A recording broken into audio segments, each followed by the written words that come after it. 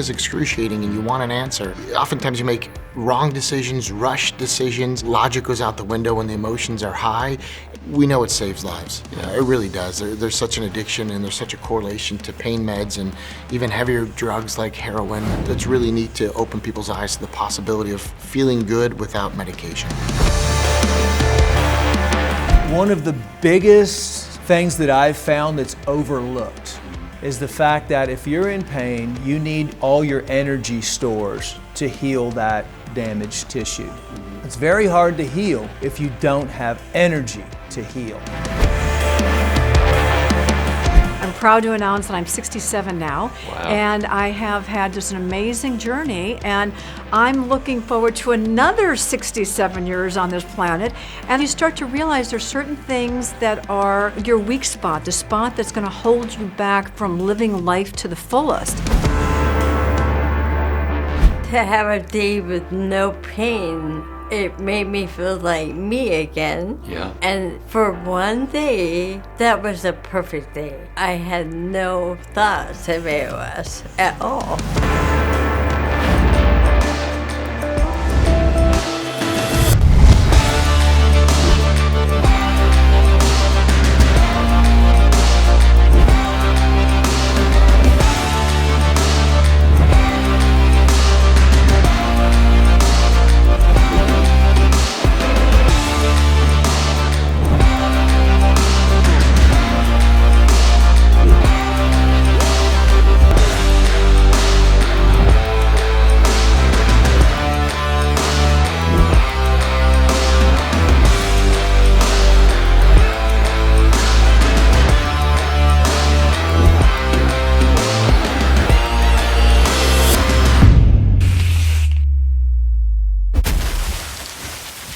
Welcome to episode 9 of Pain Revealed. We made it. Here we are, the 9th episode of this Pain Revealed docuseries. And I have to say, in many ways, we saved some of the best for last. I think all of it was really the best. Every episode had some gold in it, but episode 9 is no exception. There's a lot here that I believe can contribute to your understanding about how to deal with pain, whether it be acute or chronic pain. And thank you. So many of you have supported our work. I really appreciate you making the investment in Pain Revealed. And if you haven't done that yet, well, it's only during this free viewing period that you get the steep discounts that we're offering. So now is your time. Episode 9 is full of really, really innovative content. I'm excited for us to dive right into it. So rather than me standing here and keep talking to you about it, let's go. It's my pleasure to introduce you to my dear friend, Dr. Brad Glowacki. Brad is a champion in the world of health and wellness. He's a chiropractor with great context, great information. It's something that's going to motivate you and also help you to get healthy in your life. So let's dive in. Brad, very excited to have this conversation. Thanks for making the time. Oh, thanks for having me. So let's talk about your background. What's your academic or educational background and what kind of activities are you involved today? I'm a chiropractor. I have been for 20 years now, and went to undergrad, got a degree in Bachelor of Science and Biology, and then went to chiropractic school. And your current activities, what kind of stuff are you doing? In-practice chiropractor, and I also teach other docs techniques, communication, in office, in the community, really just about health and wellness. What would you say the culture of your practice is like? What kind of people come walking in? It's a family practice, and it's a little bit of everything, pain, wellness-based, prevention, but predominantly it's a family practice. And I know also you see a lot of professional athletes. Yes. How'd that come about?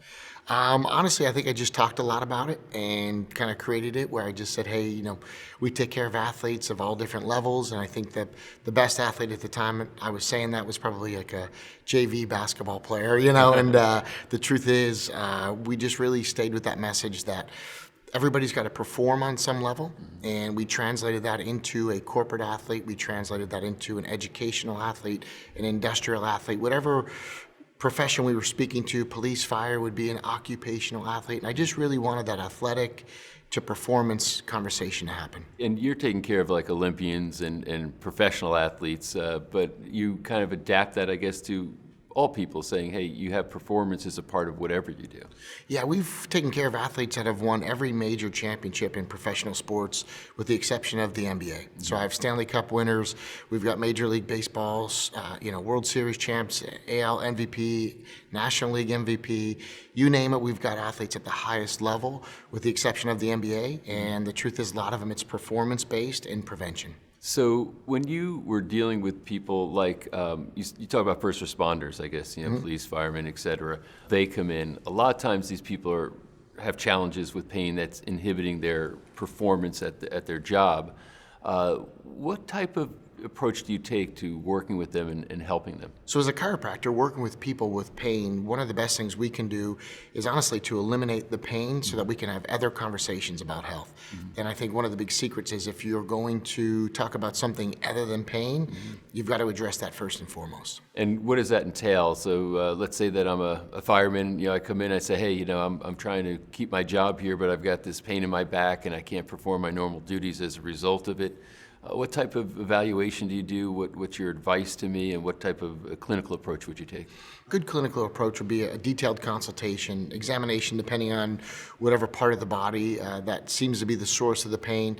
And then I always like to take it a step beyond that. What else could be affected? What other areas of life can be affected? Limitations that they maybe didn't even equate to this particular problem. That really becomes my job. And as far as evaluations, whether it's x-rays or MRIs, as a chiropractor, those are tools that we use on a regular basis. So with somebody that is challenged in that way, what are you finding as far as results for pain elimination? And I know that pain is just like the first step in a process of care. What kind of results do you get typically with people? In other words, they come in, they've got, let's talk about somebody who maybe who's had a nagging or an ongoing musculoskeletal pain, some spinal pain. Yeah. What kind of expectation is there for them where they'll start feeling relief? Time is really the biggest issue when it comes to feeling relief, and it's different for everybody. So I think one of the most important things as their chiropractor is just to look at this and say, look, healing takes time. It is different for everybody. There's things that they can do within their control that will speed it up. Then there's things that we can do, but honestly, it just takes time. And that sometimes is the most frustrating portion when people are in excruciating pain, is when is it going to be gone? And quite honestly, it's different for everybody. Yeah, and once it is gone, do you make typically ongoing recommendations for care? I'll always make ongoing recommendations beyond the pain. I think it's important if somebody's had excruciating pain and they've suffered and they don't want to go back there. I feel it's my moral obligation to say, here's what you can do to keep this from returning. It's up to them to decide, but I want to honor their knowledge and wisdom and say, these are the best things that you can do. Because I'd imagine that there's, whatever is causing their pain in the first place is usually still present in their life, physical demands. Yeah. That's why you call them all athletes. They're straining their bodies in certain ways, or maybe lifestyle, what they're eating, stress because of what's going on in their life, psychological stress, what have you. But the ongoing care helps to prevent pain from returning, or how do you normally position that with a patient? Well, the reason I like talking about this in reference to an athlete or for performance is most people have what we call repetitive causation. There's a thing that they do repetitively that inevitably has created this situation. And quite honestly, in the future, we're going to see it again if we don't realize that these things are going on. So there's a couple approaches. One is prevention, and the other is ongoing care to basically mitigate some of these problems. Brad, what makes chiropractic different? What's unique about it? What's unique about chiropractic is basically it's a drugless profession, and that premise in and of itself is unique because there is no option for synthetic medications, pills, the heavy narcotics that we see that have plagued so many people with the opioid epidemic and Oxy. It's not even on the table. Right. So what's really exciting as a chiropractor is it's always looking for a natural solution, and quite honestly, it's an inside-out approach. So that means that we're always looking for ways to maximize the body's design, maximize what's from the inside, and not looking externally first. That might be a last resort. Surgery would be a last resort. Right. And unfortunately, we see a lot of people where the system's a bit flipped, where we have people coming in who've already done the extreme things, and they show up to us as a last resort. And I think it should be reversed. It's very conservative. It's non-drug based. Surgery is something we always want to put way into the future, if at all. And what's really cool is that the premise is your body can heal itself. So it's interesting because you're right. You're saying, hey, this is, first of all, it's not expensive. Right. Secondly, it's very conservative. But I know that people sometimes have a failed spinal surgery, and now they come in and say, hey, can you help me because my Right. surgery failed, Right. which is really the wrong orientation. It is, it's unfortunate, but they kind of get so desperate. And I understand it when the pain is excruciating and you want an answer. Oftentimes you make wrong decisions, rush decisions. Logic goes out the window when the emotions are high. And quite honestly, when people are in excruciating pain and it's been an extended period of time, or it's an acute situation, it comes on quickly, they make fast decisions that are not always the best decisions for their health. I know you'll go into corporations and actually talk to employees and talk to them about chiropractic and about their health and maybe even some things that they can do to preserve their health. What are those conversations like when you walk into those environments? It's funny because when we go into a corporate environment, the context is always king. So context over content. And when we're there, a lot of times I know their interest in corporate can be, not always, but it can be, how do we get more out of the employees? How do we eliminate sick days, stressed out days? And there's a myriad of statistics on those topics. So we just kind of convert it into a positive conversation. Say, look, the definition of energy is the ability to do work. Right. So if we can work with your employees and get the energy levels up and they're more productive, would that be of interest in you? And then the truth is the content within that conversation, quite honestly, talks about eliminating things that we know are going to lead to sick days, absenteeism, very relevant, but at the same time, kind of on a lower level of the scale of what true health is. Are you seeing that when people are under care, that they start out with drugs or medications, but they're able to get themselves off the medication because of the services you provide? Absolutely, and that's usually one of the first things that we look to do is eliminate the pain, quite honestly, because there's a bigger conversation in health. But we can't do that if we don't address it. And it's a bit of a paradox. We've got to address pain to get it off the table and then really talk about the things like prevention and maintenance that will be really helpful in the future so they don't wind back on those meds. But step one is limiting or eliminating the use of those things. And quite honestly, we know it saves lives. It really does. There's such an addiction and there's such a correlation to pain meds and even heavier drugs like heroin. It's really neat to open people's eyes to the possibility of feeling good without medication. Yeah, because I guess in one sense it's trading one problem for another. You'd say, okay, I got pain, so I use these drugs. Some of them are pretty toxic drugs to get rid of the problem of pain, or at least the experience of pain. Yeah. And then now there's all these other problems that can emerge. But at the same time, people get kind of attached to the medication. Yeah. So are there any words that you use or conversations that you have to try to reframe the use of drugs, with the problems that they're facing? Yeah, I love to ask people, once they start taking these medications, what's the ending date? Mm-hmm. What day are you going to stop? And quite honestly, it's so fuzzy, they don't know. And it really kind of opens their eyes to the fact that I just thought I'd be on these for a while or indefinitely or maybe forever. And it kind of scares them a little bit that they don't have an answer. And that's really step one is let's get some targets and goals that we can hit. And one of them being, let's get away from these pills and drugs, because if they're not clear on it, we can't hit a fuzzy target. Let's set some clear definitions of when you want to be off these things. And let me see if I can help you in that process. But asking some really good questions around that really can provide clarity for the patient. And quite honestly, they don't usually come to these conclusions themselves. And rather than reducing dose, what we notice, and this is not the fault of their MD, but what we notice is that they actually are increasing dosages over time, so it has the same effectiveness. Yeah, because over time the body starts to be as receptive to the effect, so they have to increase the dose to get this the same effect. Absolutely. And that's where problems really can start to occur. Big problems. Yeah. Yeah. So are there times where people come in where they are saying, I've got this problem in my neck or low back or wherever the pain might be, and that's really the desire, that's the intent. I want, can we get this handled? But they start to see that maybe, the pain is influenced and it's better, but they see other aspects of their health start to change that they weren't expecting. Absolutely. And what's really cool about being a chiropractor is when we start to look at the root cause of the problem, so many other things are tied into that. So it could be whole systems of the body, organs of the body. And when I say systems, it could be things like digestive system. It could be their immune system, circulation system. So there's whole systems of the body. And one of the coolest things is, as a chiropractor, we always say we give life and we save life, because quite honestly, one of the systems that often gets effective is is the reproductive system. And the patients will tell us the only variable that changed is I started seeing my chiropractor and now I'm pregnant. And I just have to remind the husbands I had nothing to do with it. It was not me. It's just the way the body works when it's working correctly. Yeah, I could see the wife coming and saying, Dr. Kowacki, you got me pregnant. Yes, this has happened on more than one occasion. A little hot under the collar. And when it happened with an NHL couple, that wasn't so fun because he was about 6'3", and it was like real quick talking and some backpedaling. Absolutely. Yeah. So do you set that expectation for patients saying, when you're here, there's going to be other aspects of your health that are going to be impacted? Or do you wait and see if it happens kind of in hindsight? I don't like to lead the witness. I don't like to tell them what's going to happen, but I want to open, honestly, the emotional component to the physical component of their health to possibility. And there is one drug and one supplement we give all of our patients, and that's hopium.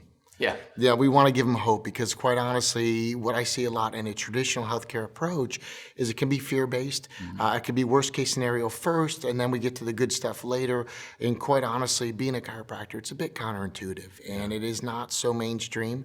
And I like that fact because what I see mainstream oftentimes is not the best solutions, and it's not filled with hope. And I think that's the first process in healing is just open people up to possibilities, if in fact it's true, and if it's not, that's my job too. But quite honestly, people just really have this fear-driven approach, and that's also why the rash decisions and the quick, mindset and choices for things like surgery, that with a logical discussed conversation and a slow and easy consult, a lot of these things, maybe they would think twice about it, but it's always the patient's choice. Now that you mentioned other providers, are you sometimes co-managing with either, a medical doctor or maybe, an acupuncturist, naturopath, other providers that people are sometimes pursuing multiple paths at once? And what's that like, for you to have to kind of coordinate care? I co-manage every week, and the truth is anybody who's willing to work with me, I'm wide open to the possibility, and that's not unique. I mean, that's, I think, what a lot of good doctors will do in every field, and the truth is you got to just leave your ego at the door. The conversation should be about the patient, and it becomes my job to say what I'm not good at, what I can't do, what I don't know, and also offer strong opinions where I say, we've got a better way to do this. And quite honestly, chiropractic has a better way on a lot of things that I don't see traditional healthcare really making any changes, and they failed the patient, quite honestly. So chiropractic really has a strong place at the table when it comes to a holistic approach to healthcare. Is it very typical for patients who are showing up in pain that they're going to get relief? Almost always. Almost always? Yeah. Okay. It's the rarity when they don't. Yep. And that's the exception. And when you have somebody who's not responding, what's the next move typically? We check and recheck. And a lot of times I think if we set proper goals in the beginning, we can see if they're making variations or moderate improvements. And quite honestly, patients' identification of what's better really changes depending on their state. So sometimes they'll say, hey, I'm not all the way better. I thought I would be better at this point. And then we say, well, what medical school did you go to? Or what is this professional opinion based on? And the truth is they need it better because it's prom. They need it better because they have a golf tournament. And so the timelines are really, it can be a struggle with the patient and just saying, hey, healing takes time and everybody's different. And the longer you've had it, the longer it's going to take, which is inevitably a good reason, I think, for people to get to see a chiropractor on a prevention basis, not just pain-based, because then the work becomes a whole lot less. I know some chiropractors stay on the spine, some will work on the spine and also, extremities, so somebody comes in and they've got, ankle pain, knee pain, wrist pain, what have you. Do you do that kind of extremity work in your practice also? We do, and I think sometimes people get a little bit confused because a chiropractor really is trained on any joint in the body. The central focus is the central nervous system, but quite honestly, the biggest results are the ones that are on the spine, and quite often that's how we kind of get painted as a profession, is just low back or neck pain. And I get it because the results are amazing. But the true answer is it's any joint in the body, which would include extremities. It would include things like ankles, wrist problems, people with carpal tunnel. There's a variation of things that can be resulted when you go off the spine. And my experience is that many times those extremity issues are related to spinal problems. Absolutely. A lot of times people say, your shoulder hurts, so they just go right to the shoulder. But, many times that problem's in the neck. Yeah, the central nervous system is really the key to it. And we start with the spine and we'll go out from there. And the least we can do with the extremities, I think the better, because the reality is a lot of times if someone has the appearance of a short leg, it doesn't mean you need to put something in their shoe. It means it's an imbalance in the spine and the pelvis, which would give a distortion in the body. So the reality is spine first is really what most chiropractors do. This might sound like a leading question or a softball question, but I really want people to understand this. Why does chiropractic work so effectively? Chiropractic is amazing. And the reason it works so effectively is your body has this energy and this ability to heal itself. And it can show up in some really extreme situations, just to make this tangible for people, that if they were ever in a life-threatening situation or they ever had something where they needed to dig a little deeper and they had more strength than they realized or more endurance, or they were able to stay up all night for some crazy circumstance, that power is always in people. It's always there. And what we do as chiropractors is we release that ability to be more powerful from the inside out. It's what we call the life force. Your life force, your innate intelligence is always there. And we just turn that dimmer up much brighter and brighter in our patients because it's an inside out approach. So we don't dumb it down. We don't put medications in to hope it does good things. It's really this inside out approach. And I love that idea that, like, if it was a life-threatening situation, we have no doubt a mother has run over in the past in previous scenarios and lifted a car off of a child and like, how did she do it? She always had it. The truth is it was always there, and what we do is we maximize potential as chiropractors. And it's way more than pain. We do great with pain, but it's way more than pain. It's really this life force that's within them, and what we do is we just turn that up. We just increase the vibrational frequency. So now you've got me excited about chiropractic and what chiropractors can do and why it works, et cetera. Now I gotta go find one. Right. And that's never an easy thing. People many times ask me, say, hey, I'm looking for a chiropractor in such and such a place, or, should I just go to one? Or it's kind of tough because, not all of them practice the same. There's different orientations. So let's say that, well, I like him. I like what he's talking about. How would I go online, or what resources could I go to find what might be, quote unquote, a good chiropractor? It's real easy. You just fly to LA. There's a small beach town called Seal Beach, and I'll be your chiropractor. Now, the truth is, we're almost at maximum capacity in our office, and that's why I started training other chiropractors, because I know the best results under chiropractic care are not short-term visits. And unfortunately, chiropractic's been so good at alleviating pain. That's quite honestly what people think that we do, and that's it. Right. And the reality is, beyond the pain is really the best form of chiropractic care. So I would say a good chiropractor will put people on a care plan. It's a timeline beyond the pain. Instead of saying, how do you feel now? What's different? What's better? Cool, come back when it hurts. Well, if you don't want to be in pain, then I would suggest you find a chiropractor that will put you on a plan that part of it is prevention of pain. And I would rather not have pain as a trigger to go see someone. So we've got a website. It's called wellnesschampions.org.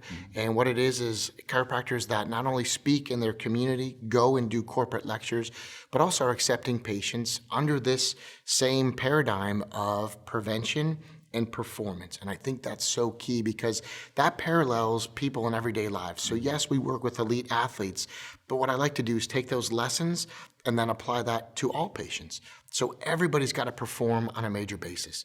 And if it's a mother, that's maybe one of the most important jobs in the world, because if she's not able to fulfill her performance or her job duties, then there's always 2 or 3 other children affected. And the reality is, when we can have people perform at a higher basis, they're living at a higher level. So I love the chiropractors that put people on plans, because within it, there is this prevention model. There's this higher level of performance and really just turning up that vibrational frequency. So wellnesschampions.org is a site that I can vouch for because the doctors are trained and they do the same techniques that I do in LA, but they do it all over the world. That's great. Well, Brad, I really appreciate you coming and sharing not only your knowledge, but enthusiasm for chiropractic with this audience. Thank you very much. We need more Brad Glowackies in the world. What a great human being, and what a great vision he has for you and for people to live a healthier life. So thanks for joining me for that interview. When I think of Dr. Ed Group, I think of great spirits.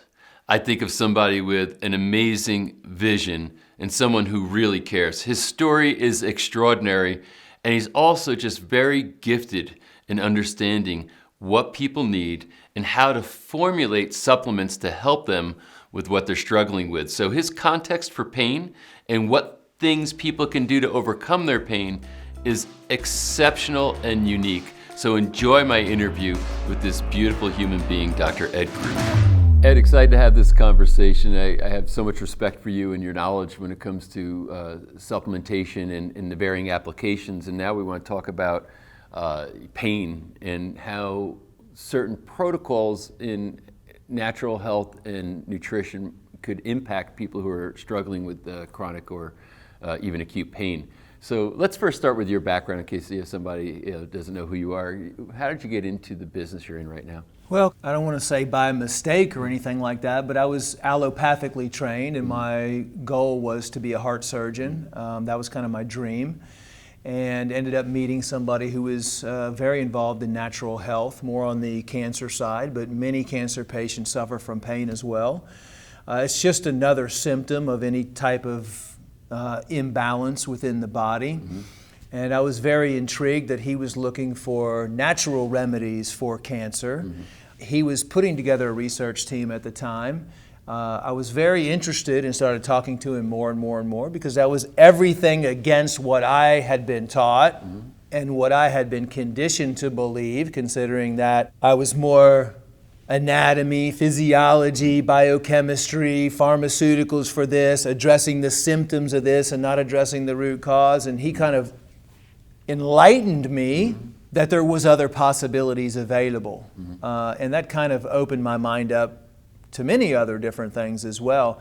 So that's kind of how I got in. I joined the research team and we went around and interviewed doctors and found that it wasn't just cancer, that all disease, all symptoms, all negative health conditions really generated from a root cause of having too many chemicals, toxins, trauma, anger, fear, emotional disturbances that were harvesting and accumulating inside the system day after day after day after day. And it was suppressing the body's own ability to heal, or what I call the self-healing mechanism that we all are born with. That God has given us, that we really have the ability to heal. We have the ability to speak healing, to think healing, and to be able to not only heal, but to grow in positive ways if we allow our body to do that and we are not bombarded by all these negative things that are coming in on a regular basis. So that's how I got started, and it just went from there, and working and evaluating and understanding more of the root cause of negative health conditions and understanding the outside environment that people live in and how that affects you and how energy affects you and how your relationships affect you and how your spirituality affects you and how all of these things affect you and reduce your self-healing mechanism, but how you can balance all those things and bring your self-healing mechanism back up. So that's kind of how I got started, and I wouldn't say I'm finished yet because it's an ongoing learning lesson. There's so much to always better yourself with and always to learn from and to continue to keep yourself and to educate the population on how they can improve and how you can improve the same way. With the framework of the philosophy that you just laid out, how might that apply to pain? Because obviously pain is just a symptom, right? And you have acute pain or chronic pain, and a lot of people try to attack that as the problem, but it's just a symptom. So how does that play into your philosophy as you just described it? Well, looking at the root cause of the pain and how it's addressed today, we have a huge problem with opioids. So many people are dealing with pain. So what is the root cause of pain? I mean, where is it coming from? Is it emotionally caused pain? You know, there's not a lot of research on that, but we know by talking to traditional Chinese medicine practitioners, we know talking to energetic practitioners, we know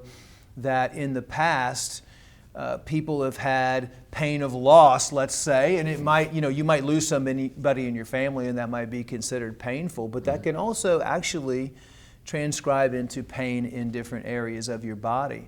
So the first thing, whenever I'm looking at someone coming in with pain, I always say, what is the root cause of the pain that they're suffering from? And a lot of times that means sitting down and talking to the individual person, sometimes for an hour, 2 hours, as well as evaluating them as a chiropractor or as a natural health care practitioner. You always want to look and see, are there any disruptions? Are there any bones out of position? You know, look at their gait, look at how they hold themselves, look at their posture. I mean, there's many other physical ways to evaluate pain, doing neurological skin tests and things like that. But I think that it's, when you're looking at pain, you're looking at a whole body approach, and you're trying to get to the bottom of it, or you're trying to get to the root cause of why that individual is in pain. And a lot of times, one of the most overlooked things that I've found regarding pain is that pain can be initiated or caused, or you can have a trauma to an area that might be a little bit painful. But if you're not giving your body the ability to reduce that inflammation in order to heal that area properly, that pain can go on and on and on and on for a long period of time. And we found a connection between the amount of chemicals and toxins, because the standard way to treat pain is take an ibuprofen, take a Tylenol, go to your doctor, get on some sort of a pain medication. Now, for a short period of time, that might be effective because it's hard to deal with pain. And when you're in severe pain, there's different levels of pain, maybe low pain, chronic pain, acute pain, severe acute pain, severe chronic pain. That's all part of the initial evaluation, is where is this person? Most of the people that are in pain, you know, you might need to use some sort of a medication initially for the first few days in an emergency situation. Someone smashes their legs in a car accident, they can't even move. You got to get that person out of pain. And for that matter, emergency medicine is still something that is very useful today. Right. What I'm talking about is managing after somebody is in an emergency state, after they come back home, managing that and slowly getting that individual out of pain and getting them to live a healthy lifestyle. Because what happens with most people that are in pain when it's a traumatic injury is they end up growing scar tissue around there, and then the tissue doesn't heal correctly like it's supposed to. It heals like this, and then every time you try to pull on it or anything like that, it causes a pain response, and then they have to live in chronic pain. Is there a way to heal the body naturally? Yes, there is. I mean, I tore my ACL completely. I tore my MCL completely in a skiing accident. I had an intra-articular fracture inside. I was a surgical case. I was able to completely regrow my ACL, my MCL, and heal my fracture in 90 days. And I have videos that show me jumping around and different methods that you can heal the pain through electrical stimulation, through ozone injections, which are called prolozone, through prolotherapy, through stem cells, through different anti-inflammatories that can be injected into the joint, through chiropractic care, which is one of the most effective ways out there, in conjunction with massage therapy, with activity, with acupuncture, moxibustion, rolfing. I mean, many, many different ways to take care of the pain. But identifying the root cause and educating the individual on this is why you have your pain. These are some of the things we can do internally to help your body heal the pain. And these are some of the things you can do externally to help your body heal the pain. And this is the plan that we're going to put together for you so that ultimately you are the healer and ultimately you're healing your own pain. Now, what's interesting when it comes to the nutrition side, and with your company, you really have this philosophy about going from the seed to the consumer, basically, and how important that is. Because what I know is that there's many people who are suffering in pain, and they've been told, take this supplement, this herb, etc., and this should help, and they've done it, and it didn't work. And the question sort of is, well, is it that, okay, this particular supplement or substance doesn't work for them, or is it that maybe they had a form of it that was ineffective? Probably one of the biggest things that I've found that's overlooked is the fact that if you're in pain, your body, you need all your energy stores to heal that damaged tissue. What takes away from your body's energy stores the most, actually, believe it or not, is eating. One meal a day, there was a study done years ago that a doctor determined that eating one meal a day can take up to 70% of your energy stores that you have for the whole day. And this is another reason that we're seeing a lot of disease and a lot of degeneration, is because people are eating too much. And that was all put in front of us on purpose to try to get us to eat more and to buy more and to eat more and to buy more. It's very hard to heal if you don't have energy to heal. So when you look at, should I take, when people go over here and say, oh, I'm just going to get some supplements for this pain and everything like that, they might get a little bit of a numbing effect on there, or it's like a Band-Aid. They might get a Band-Aid over it, but the pain is actually still there, and the injury is still there. It'd be like if the oil light came on in your car and then you just put a Band-Aid over it for a while. I mean, you still need to change the oil, and eventually your car is going to break down. And that's why people in pain that don't actually fix the situation to begin with end up suffering forever, and it ends up getting worse and worse and worse. So the biggest thing that's overlooked is the fact that practitioners, medical practitioners, or practitioners that are addressing the pain, only were trained in one solution, which is, let me give you a pill. Let me put you in rehab. What I've found works the best with supplementation is I look at the energy the body has to heal that tissue. How can I increase the body's energy levels so the body is focusing the majority of the energy to heal that area and to reduce the pain? So I do believe that there are many substances out there, natural herbs, that will definitely help the inflammation process, help reduce the pain, help enhance the healing process.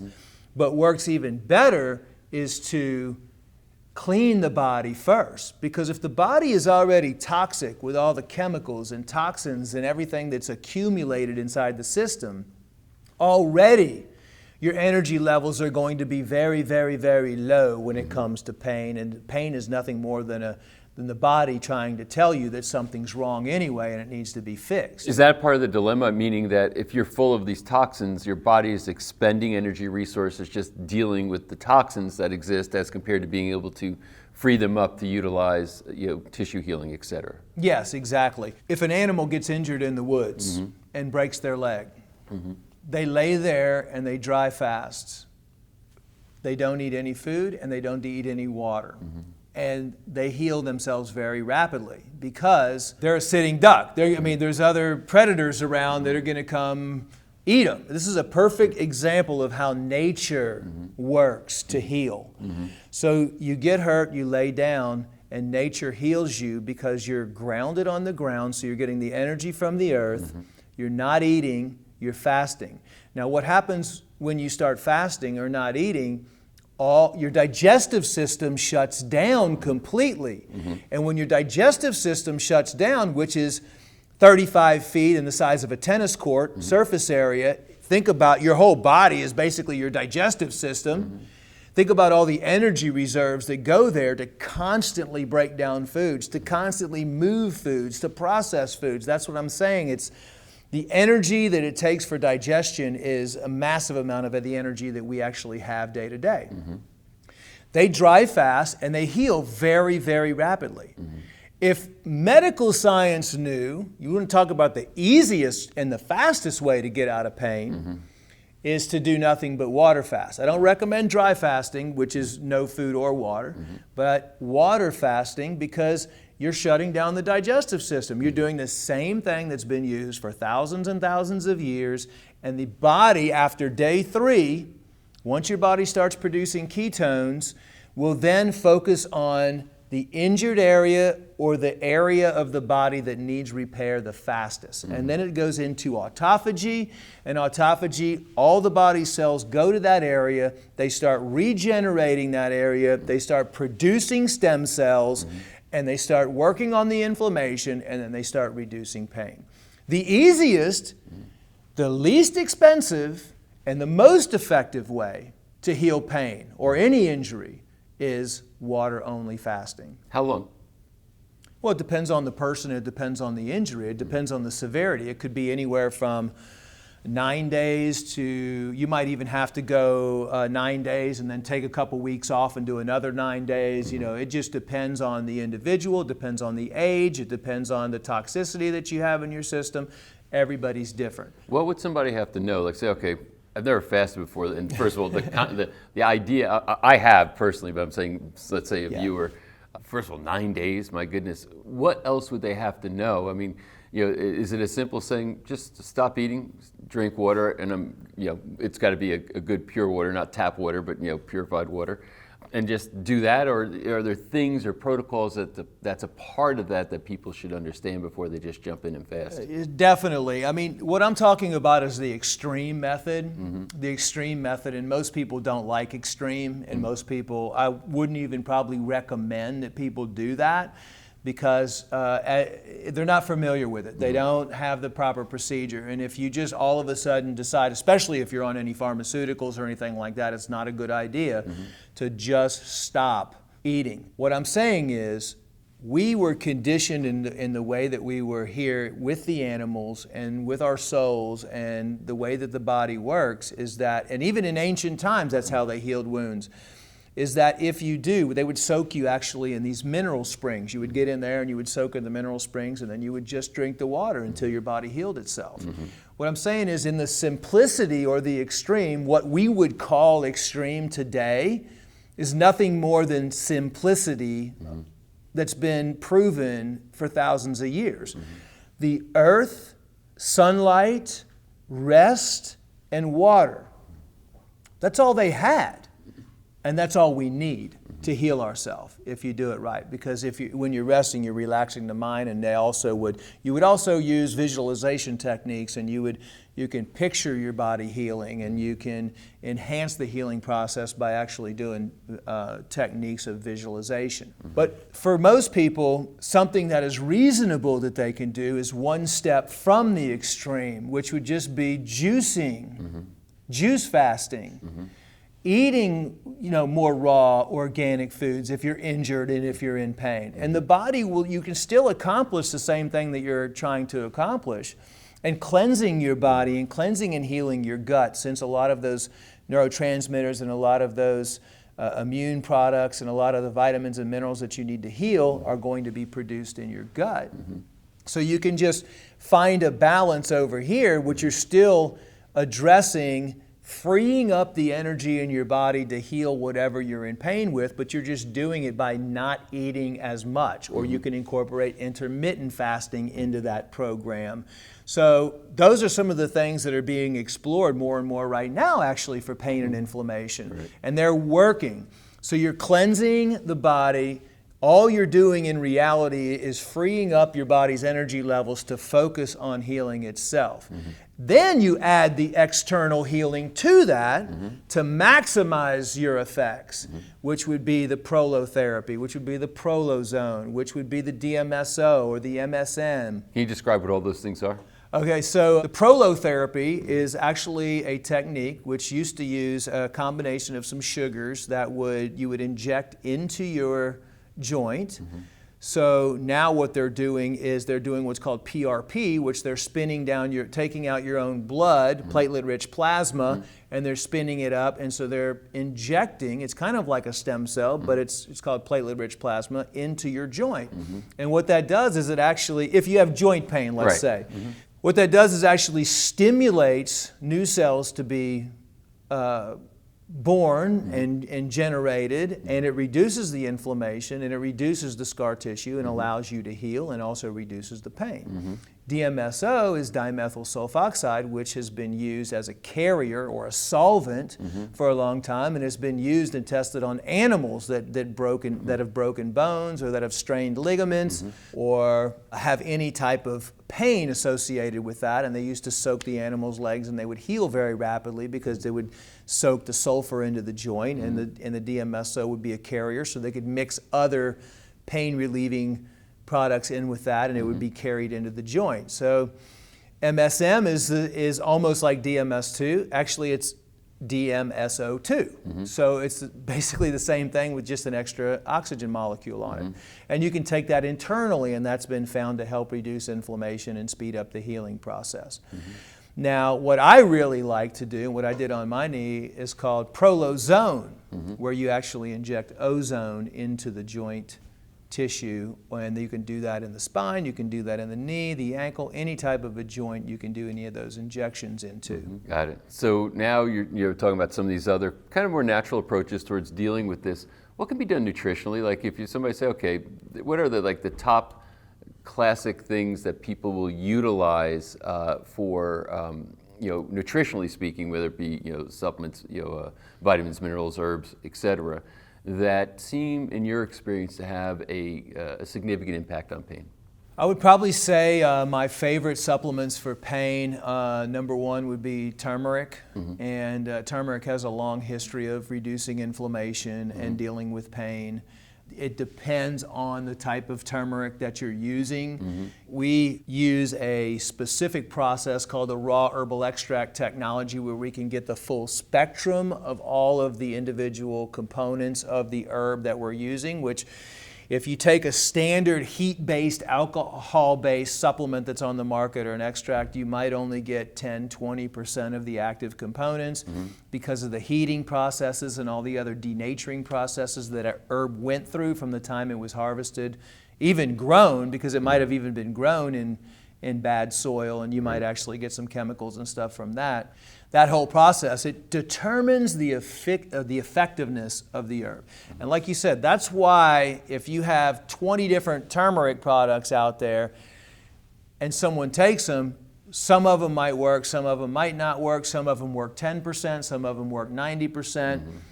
It can be the same thing, but then again, the therapeutic value of that is really what you have to look at. I mean, if you take a cheap China turmeric powder that's been sitting in a warehouse, it's been adulterated with all kinds of flow agents and everything, yeah, it's still going to say turmeric on there, but it's actually not going to have any energy to it. It's not going to have any healing value or therapeutic value to it.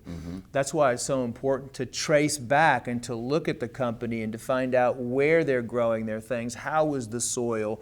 How was it processed? How was it harvested? How was it dried? To preserve all of the individual healing components of the plant so that you can get the maximum benefit from that. 500 years ago, 1,000 years ago, 3,000 years ago, they would take the plant and wildcraft it from the middle of the forest when it was clean. And then they would just go process it, and then they would give it to you right away. What does that mean to wildcraft it? So wildcrafted means in nature. That means you're going out in nature in a pristine, clean environment, which should be a pristine, clean environment. Although now in the industry, when you look at wildcrafted, some people are actually taking the plants off the side of highways. I mean, so wildcrafted, it should be wildcrafted under organic conditions, which means a pristine piece of land that's not around cell phone towers or not around major highways or not polluted in any way, shape, or form. And there's still, lots of acreage out there, national forests, that some of them allow wild harvesting to take place. And you go out and you pick the plant in nature, exactly how it was growing. And it has companion plants around it. That's the permaculture way of doing things. And years ago, thousands of years ago and everything, before we had industrial revolutions or polluting the air and all this other stuff, that's how herbalists would go. They didn't grow tons of herbs because there was no mass market. It was just like you go pick them in the morning and you go to town and you just sell them to the townspeople. There wasn't shipping and packaging or an FDA or any type of regulations and all that. So it was a craftsman. You're a natural medicine practitioner, you're an herbalist, you're an alchemist, you're going to go, you're very spiritual. You know how each one of these herbs affect the body. If someone's suffering from this, what herbs to take. It's almost like the grandmother remedies that were passed down that we've lost now. But nowadays, we're in mass market society. We have millions of people that are unhealthy. People want to take all these supplements. So now we have to look at producing all these herbs in a mass quantity so we can give them or provide them to the end consumer. But as you know, whenever you do anything in mass quantity, usually the quality goes down. Right. And so each one of these steps has to be carefully evaluated to preserve the plant as if you walked out of your house into the forest, saw that plant, picked it up out of the soil, and brought it in and cold processed it and used it so you can taste the essence of the soil. You can taste the essential oils, the aromatics of the plant. And that's the technology that we want to bring back, because that's the original healing technology and how the plant wants you to take it also. So now understanding the backdrop of the processing side of getting to what the consumer is actually taking, and with all of the variables you described, which are critical, what else would you recommend? So you've got, I think you said turmeric is one of the things. What else would you recommend that somebody be looking at for a nutritional solution to their pain? Turmeric would be one, CBD would be another one. I mean, the cannabis plant has been used as a full spectrum healing agent for centuries and centuries and centuries. And there are certain plants that have multiple healing properties for multiple ailments in the system. Cannabis is only one molecule off from our natural sebum that we secrete from our skin. It's the closest plant to our body out of all plants ever discovered in botany. Really? And it has so many different uses for pain, inflammation, depression, the list goes on and on and on and on. So I would use that as well. CBD would be another, or cannabis would be another form of pain relief that can also be applied topically. So you have internal and topic, and then you also have modalities, which would be your chiropractic, acupuncture, and all those external modalities, far infrared, near infrared, to stimulate the blood flow to those areas. So you have cleansing. The step-by-step process for pain is energy, because we talked about fasting or reducing your food intake so you can save your energy. Supplementation, and then you also have the external factors, which would be the chiropractic and the modalities, and then the mental. But to get back to the supplements, yes, CBD would be the next one. Right. The next one after that would probably be holy basil. Holy basil works really well to reduce inflammation and to initiate the healing process. White willow bark kind of helps reduce pain a little bit. Fulvic acid, a good fulvic and humic acid also helps.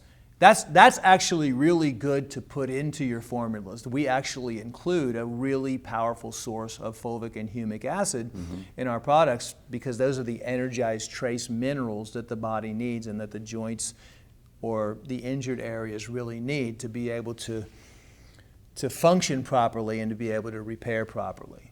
Stinging nettles also is a really good, and horsetail. So stinging nettles, horsetail, turmeric, MSM, CBD, those would be some of my top 5 or so supplements that I would recommend, or actually blending them together into a raw herbal extract product that people could take on a regular basis. Boswellia also works good for that. I know that before the interview we were talking about some of this, and those things that you just mentioned, you're working on an integrated formula of these things that you feel like could be very, very useful for people. Yes, actually, I have been working on this for quite some time now, and it's all finally coming together, because what really got me is the whole opioid crisis and how people really need to understand not to rely on something else that's harmful to them, but how can we get them off of that and address the symptoms that they're dealing with and let them live a good, healthy life again. Pain is like one of the worst things that people have to deal with every single day. I suffered from severe migraine headaches when I was a kid, and it was, being in pain just completely disables you mentally and physically. Yeah. I've been working on a product that brings the true nature, the living nature of a select group of herbs together. Not only herbs, but energized trace minerals in there as well, that will be surrounded in something that we invented called a glycerospheric technology, because we use a triple distilled water like the ancient alchemists used, and then we use a specific type of certified organic vegetable glycerin. And this is going to be the first ever raw, living, herbal pain supplement that's ever been developed. So what does that mean? You get the pure healing nature, the taste, the color, the texture of the plant, of just as if you had picked it fresh from the soil. And you get, instead of the other supplements out there that are only going to give you maybe 10 to 15% of the active constituents, especially with pain, you need a blend or a synergistic blend of all of the nutrients working together. You need those oleoresins, you need those essential oils, you need those fatty acids in there, you need all of the components that make up the full structure of the plant's healing blood or the plant's healing nature. What we're doing is trying to capture all of those from the time we pick the plants, actually going back even further from the soil to the seed to the plants, and then through the low heat, cold drying process, the low heat milling process, the cold maceration process, extraction process, and then the cold centrifuge process where we're able to actually extract the liquid in the end, and then add a proprietary custom energetic plant-based energized trace mineral blend at the end, just like Paracelsus did in his formulations using ancient alchemy. So we're using modern day technology with ancient alchemy to create a raw, living, pain relief, inflammation relief supplement that people can take. That's very exciting. You know, one of the things that is interesting in what you described, because you talked about healing requires energy, and I'm thinking back now when I have had, you know, really bad or chronic pain, or even sometimes acute pain with varying injuries or chronic, you know, injuries that were acute that became chronic in time. You know, really had a bad injury in my low back water skiing, blew out a disc, sciatica for a year. And here's the one thing that I felt in my body when I was in constant pain was my energy being depleted. Literally, it just seemed like there was so much of my energetic resources just going to processing that pain all day long. I was exhausted doing nothing just because of the pain. And I never put two and two together, that it literally, as you're depleting the energy just to, you know, to process the pain, you're losing the resources to heal the energy. And that sort of is this downward spiral. And it just is occurring to me now as you're describing what you're saying. So the idea of saying, do something to, first of all, detox, do something to build your energetic resources, and then give yourself, as you're describing, you know, these varying natural things that you put into your body that would have pain relieving effects, that kind of turns it the other way and starts, rather than a downward spiral, now you're getting an upward lift where you can start healing. Yeah, and use people that know, natural people that know how to work with pain and help you through pain, like chiropractic and massage therapy and acupuncture and all of those different things on the outside. Get a far infrared light to put it over there. Near infrared. I actually like near infrared because it penetrates further. I like to do a far infrared and a near infrared. There's magnets. You can use magnets for healing pain as well and focus them on the specific area. Right. So all of that comes into play whenever you're dealing with pain. But what I'm saying is the fastest way, like when you were sitting there and you were trying to rest and you were in pain, your body was basically telling you that, and then it was also telling you just to kind of, you know, be still and let yourself heal. Right. Although I do believe that you do need to put some movement in, you know, get some movement in, and that's another thing that we're finding out more and more, that if you're in pain, if you just sit there, or if you cast it, or if you don't allow the body to move, then you know, it can start stiffening up on you. Like even when the animals break a leg or whatever, they still twitch that area and they try to move it even when they're dry fasting. So they still create movement. So you can look at rat studies and animal studies that will show you that they still intuitively, it's just intuitively they know. And intuitively our kids know too a lot of times, and intuitively we know, but we just lose that intuitive thought, because we start reading false information and we start being taught false information from books and TVs and things like that. So we're conditioned to think that we need pain medications and to go run for pain medications whenever we have a headache or something happens within our system. Fastest way, though, is to just reduce the amount of food that you're putting in your body and then do all the other stuff, and then you'll really get a rapid healing process. So just getting into the summary here, looking at root cause, understanding that energy is required for healing. And when you're toxic, when you are thinking bad thoughts, when you have pain that you have to process, it's depleting energy, which means that you can't get tissue healing. And when you can't get tissue healing, you get ongoing pain. And then it's just sort of like cycle that you're stuck in. And that's why people are in pain. They feel like they're stuck in this rut, which can then create psychological depression, stress in relationships because of your dysfunction and all this. So you start to see this kind of 360-degree view of being a human being and struggling. And as you're saying, hey, a fast can start to break cycles, increase resources, etc. And then as you detox and get bad things out, you can then start to add these other good things in. And you gave a great description of some of the nutritional things that can synergize together to help now rebuild the body, heal tissue, eliminate pain, etc. And then you start the upward spiral and move forward. And I think the piece, and this is an important piece, is that the constituents and the quality of these nutritional products that you bring in are critical. It's not just a matter of saying, here's the name of something that's described as a natural food or supplement that you put in. It's literally, no, how is that processed? How is it grown? How is it harvested? How is it translated into a source element that goes into a pill or some form that you're going to ingest into your body? They're not close to all equal. They're all very different. And that will have an impact on whether it's effective to solve the problem you're looking for. So is that a reasonable summary? Yeah, I mean, that's a reasonable summary. It's, again, going back to basics, everything is in simplicity. And guess what the number one symptom or the number one side effect of pain medication is? Constipation. True. That's actually one of the big issues, yeah. And what do people do when they're in pain? They lay in bed and eat pizza. They eat ice cream all day long. They're trying to cover up their pain with food. And it makes it worse. So what you're doing, you should actually be doing the opposite of what people are doing. What do the doctors tell you to do? They tell you to go home and take your pain medications, lay in bed, eat, do whatever you want.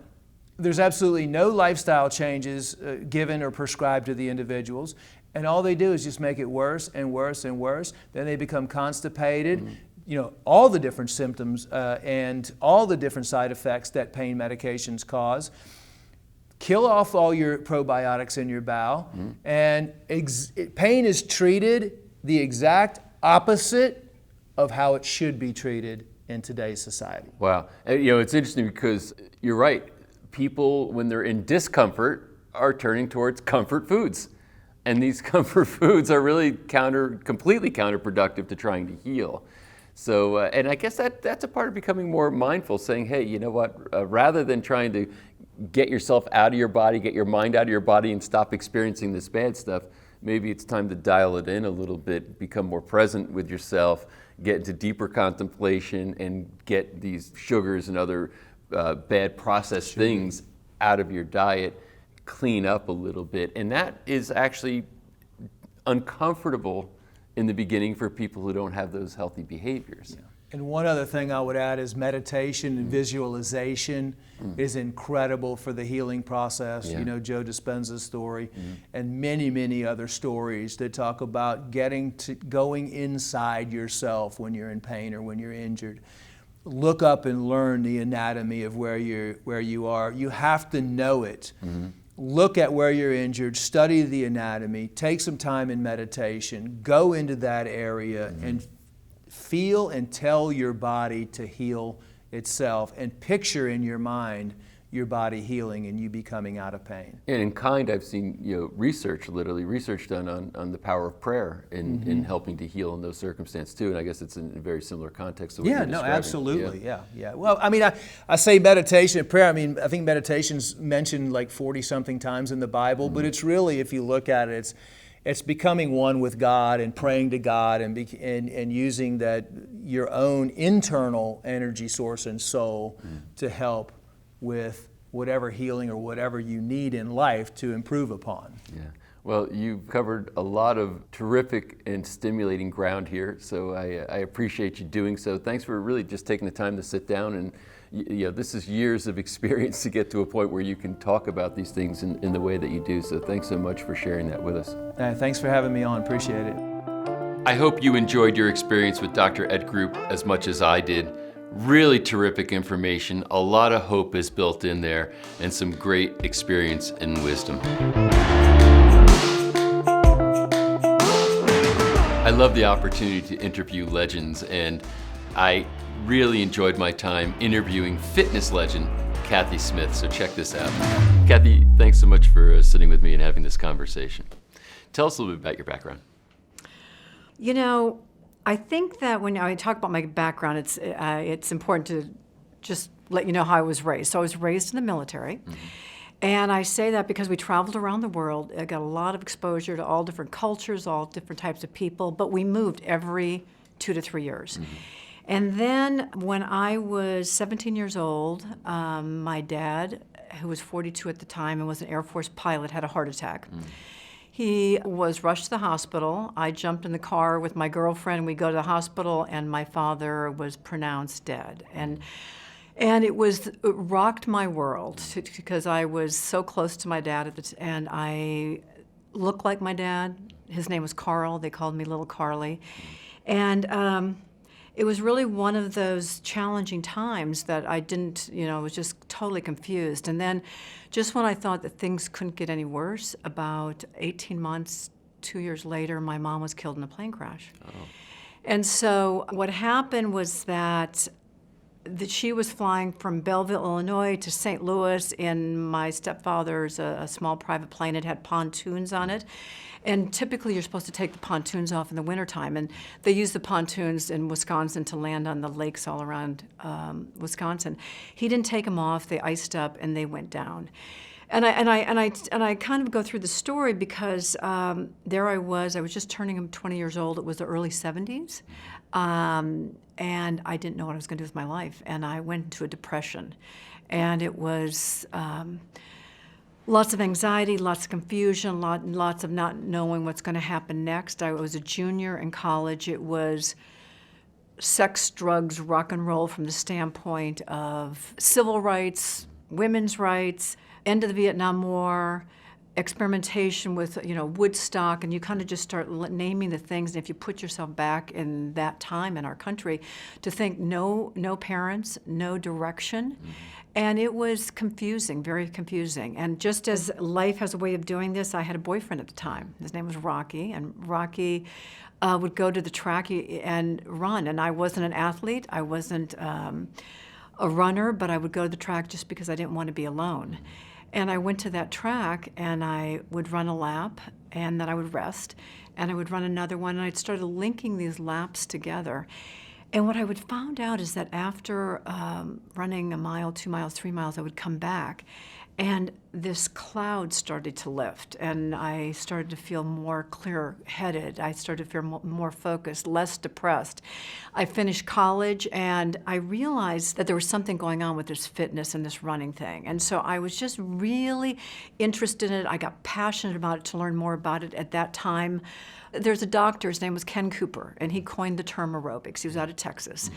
And they were doing tests back then and finding that, aerobics it was important to strengthen your heart. Prior to that point, it was like, if you had heart disease, don't walk a flight of stairs, don't, get too stressed out, don't have sex because, something could happen. And, Cooper came along and said, no, the heart's a muscle. And just like any other muscle, we need to work it, we need to exercise it.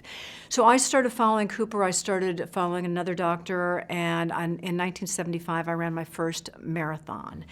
And one of the things is that I was in Hawaii at the time, and I then moved to Los Angeles. I'd never lived in a big city before.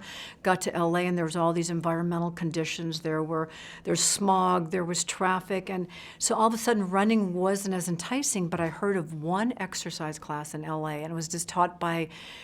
It was taught at a place called Body Design by Gilda. And I went to the class, and on one side of me was Jane Fonda, the other side was Barbara Streisand, and we were kind of doing these arm circle things, and we were doing calisthenics, and I loved the class format. I loved the music. I had a dance background, but I took my aerobics, and I took my love of all these other things, and I started an aerobics class. And I got a huge following in Los Angeles, which then led to my first product in 1978, which was an exercise album that got me, and this is before videos and everything else, got me on the talk shows between Merv Griffin and Mike Douglas and the Today Show and everything, which led to my first video in 1982, my first book in 1983, and 20 million workouts later and $500 million in Kathy Smith products. I've had everything from equipment lines to video to now apps and protein powders. But the main thing is I've just enjoyed this journey of where it's been, where it is now, and more importantly, where we're going. And that's the most exciting thing about, telling the backstory is because I think it's important for people to realize as we go forward now and the things that are being discussed now that are so present day but seems so futuristic, and I want people to realize that what we're talking about now that seems so old hat, when I first did my first exercise videos, doctors were saying you should not work out. It's not good for you. You won't be able to get pregnant. Your boobs will drop. Your uterus will drop. It's not healthy for you.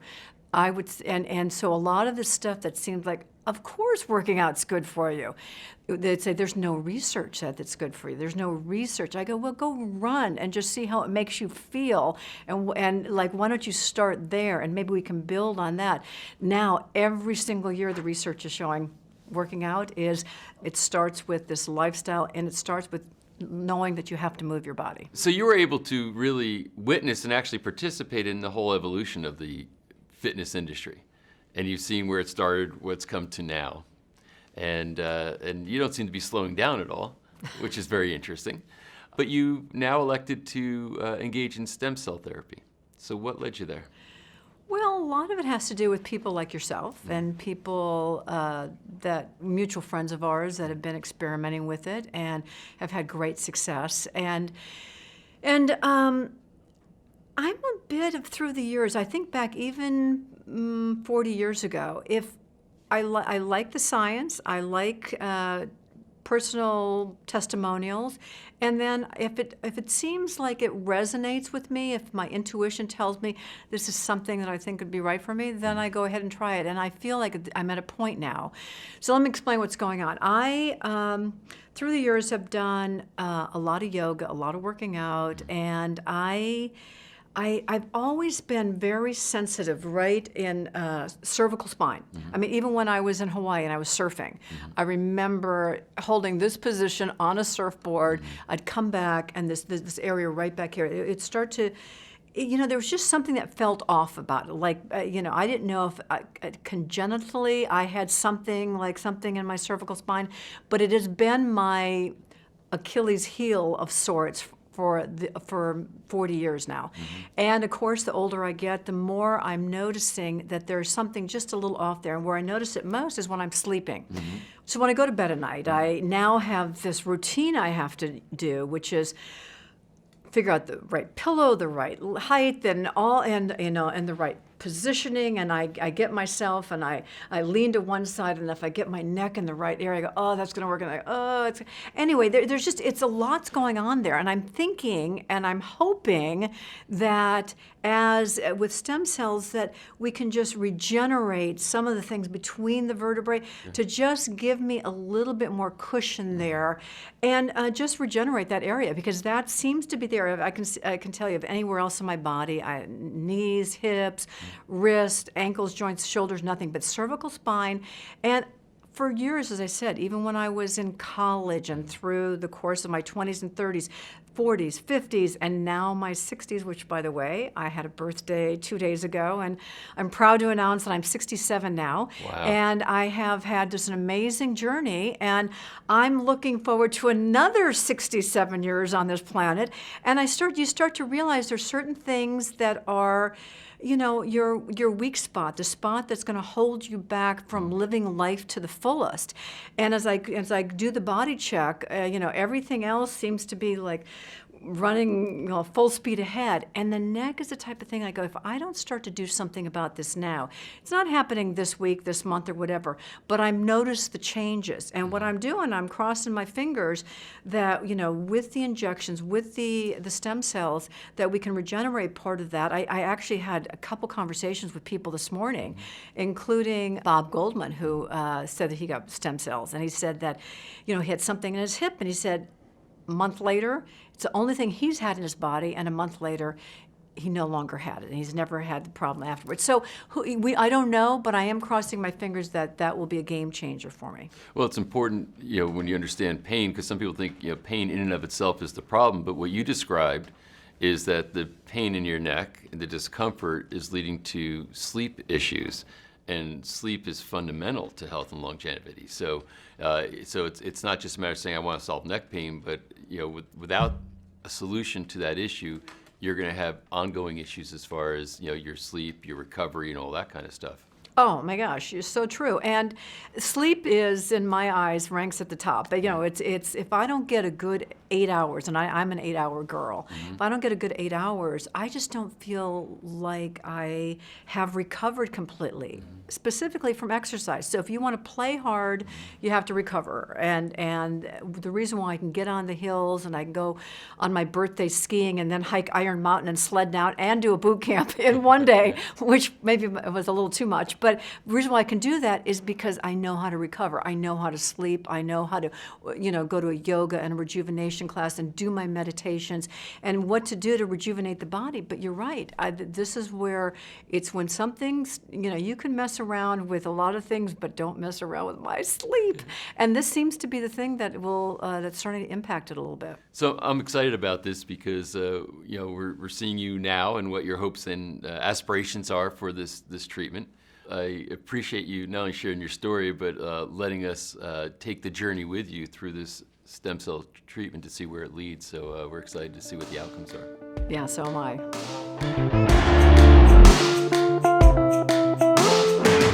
So, Kathy, right now we're going to do some of the most important things we do when we look at the cellular aging process, and that is we're going to be looking at how you're aging on the physical level, that is your body composition, muscle mass, which is so important to stay healthy. We're also going to be looking at how you're aging at the level of your molecules, your cells, your DNA, your telomeres, and even your stem cells. So this data is all going to be put together. We're going to create a personalized aging blueprint for you, which we're going to be using for your treatment for the next number of years. Which is incredible because it's so much more in depth. I've done BMI before. I think most people have gotten on one of the scales and figured out a little bit of the body fat ratio, muscle to fat ratio, but that's about it, or maybe bone density. But this is going so many steps further. This is looking at the aging process from the macro to the micro, right down to your genetics. So let's get started with the physical stuff. Step no right shoes? here. No shoes? Yep. Okay. On the little footprints here? Yep. Okay. And grab these and take them out and put your thumbs on the handles. Yep. Got it? Take them right up. Take them right up. Got it. There you go. Perfect. All right, so right now we're getting some measurements on your body weight, okay? And what it's going to do now is going to start looking at measuring your body composition, the muscle mass on your right arm, left arm, your torso, your right leg, left leg. So I'm feeling a tingling sensation in my hands. Yeah, it's measuring electromagnetically. It's measuring this all through what we call electrical impedance. Okay. So we're getting all this data, and in about another 30 seconds it's going to be done. And that's how simple this was. Now this is, now, am I going to redo this, or is this something that I can come to you again, or is there something I can do at home to make sure that I can measure this at home at one point? Well, what we're going to do is give you an idea of how you're doing as far as the ideal ratio of muscle mass and body fat, and then even look at bone density too. So this is going to help actually us tailor a custom program for where you need to work out to build more muscle strength, core strength, or even bone density. Fantastic. Okay, you're done. Ben was right back. Okay. So Kathy, right now what we're going to do is measure your skin elasticity with a special laser.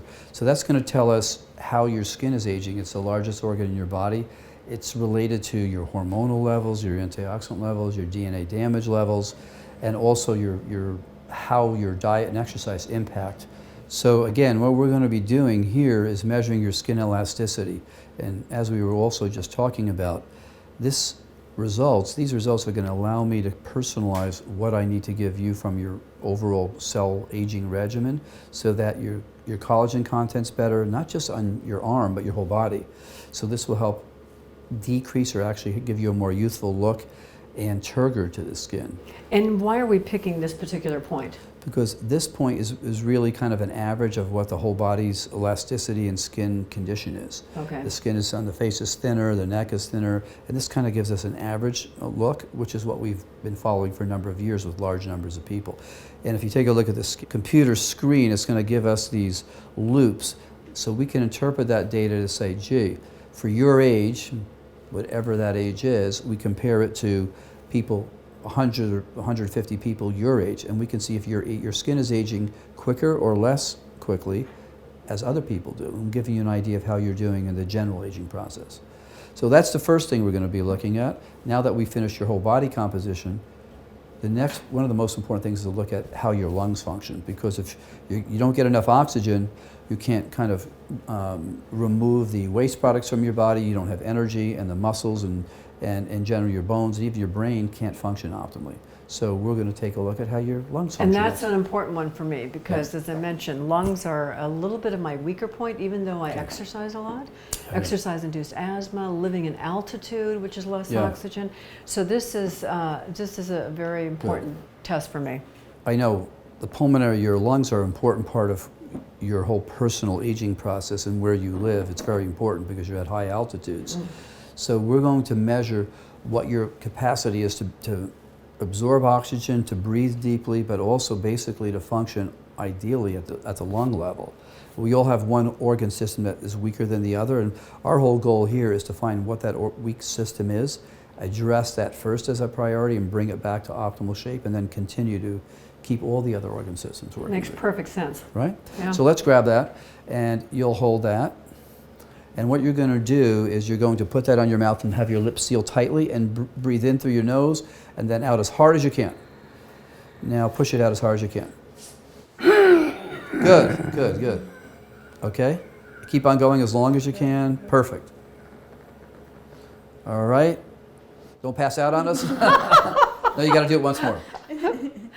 Deep breath. That almost killed you, right? No, that's my competitive spirit. Okay. I used to always try to beat the test, but I don't. Okay, once more. Okay. Yeah, take another deep breath before you put it on your mouth this time. Okay, so take a deep breath. Okay, so Yeah. Okay, there you go. through the mouth or through the nose? Or Through your does it mouth. You'll get more oxygen that way. There you go. Like you're a deep diver.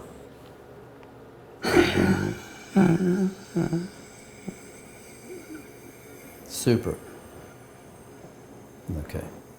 Perfect. She's a real champion. All right, so we'll capture that data. Okay, thank you. Okay. So the next thing we're going to do is look at your arterial elasticity. So one of the things that happens to everybody as we age is, our arteries kind of get like lead pipes. The calcium builds up inside the arteries, and instead of being able to handle our blood pressure, or when we exercise to open up to bring more blood or oxygen to the muscles, they get stiff. Well, this gives us an idea of where you are, how stiff your arteries are, which directly relates to your blood pressure and, again, other things. So if that's the case, let's say somebody does have stiff arteries and their blood pressure is a little high. We can give them natural compounds. For instance, red beet extract releases a lot of nitric oxide. But even if the blood vessels have calcium in them, the muscles, if we get them to relax, they open up again, and your blood pressure comes down and you get more nutrient delivery.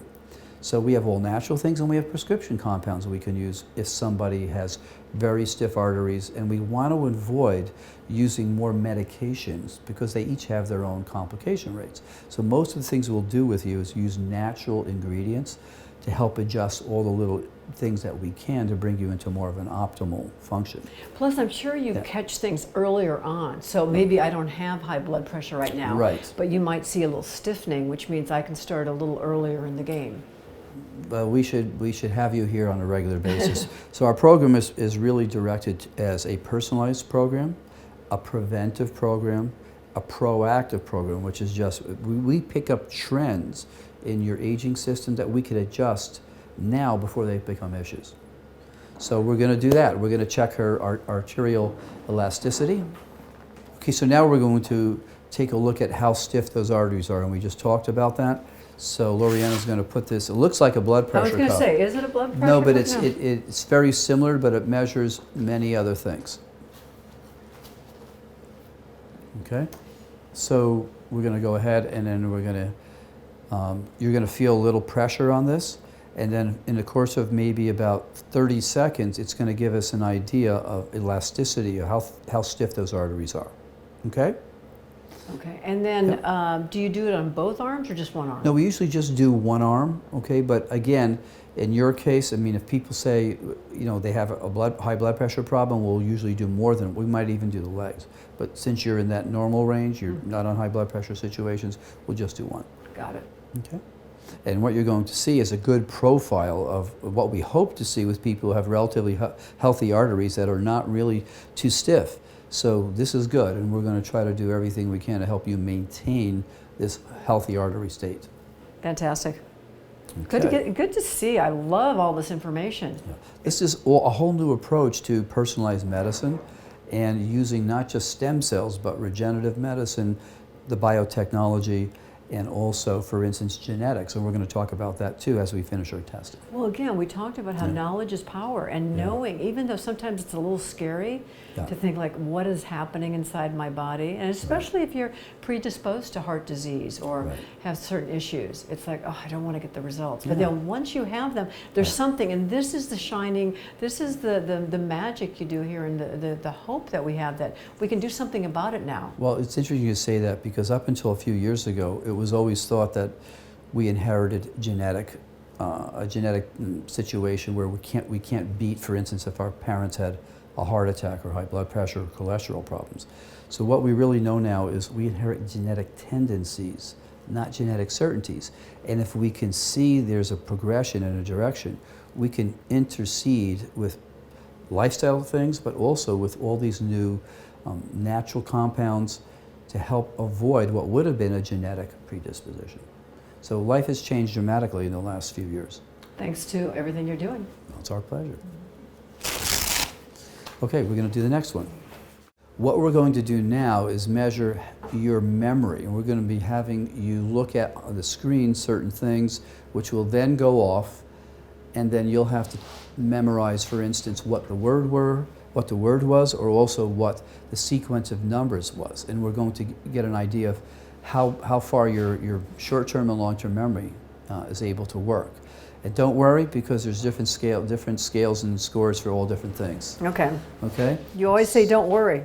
I'm worried. No, I always hate taking these tests. This is a little pressure here, but that's right. okay. So I just So look over that's the there. first set of words, and just go back and type that half a sentence in. Okay? Okay. And now another sentence is going to pop up right there. Do that again. Okay.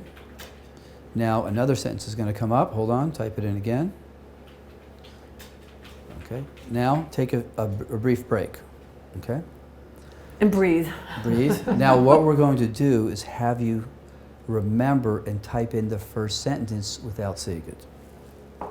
So go ahead and type in. Say that again. I type in the first sentence. The first sentence that you type, you have to remember, type in the words in the same sequence. Okay, I got it. Okay, now we're going to have you go back and type in a second sentence that you looked at and typed in. Okay. And if you can't remember it, don't worry, or do your best.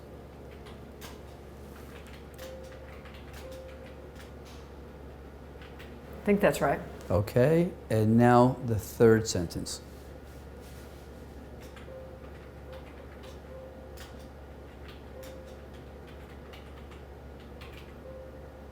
Okay, so now we're going to go into another whole thing where there's going to be a sequence of faces with a name, okay? And we'll start off maybe 3 faces and a name for each face. So just try to look at them and try to remember. just have to look at it. Okay, try to remember them. Okay. You're not going to have to type anything in at the moment. So take a look at those faces and take a look at the 3 names. Okay. Okay, we're done. So now they're going to give you 3 more faces, and different faces and 3 more names. Okay? And that just finished, and now we're giving you 2 more faces and 2 more names. Okay, so now we're going to bring this back up. Loriana, just press the button for me. Okay, so now we're back to the first group of faces. Put the names in for each 3 people. Oh my God, this is my worst. Okay, hold on.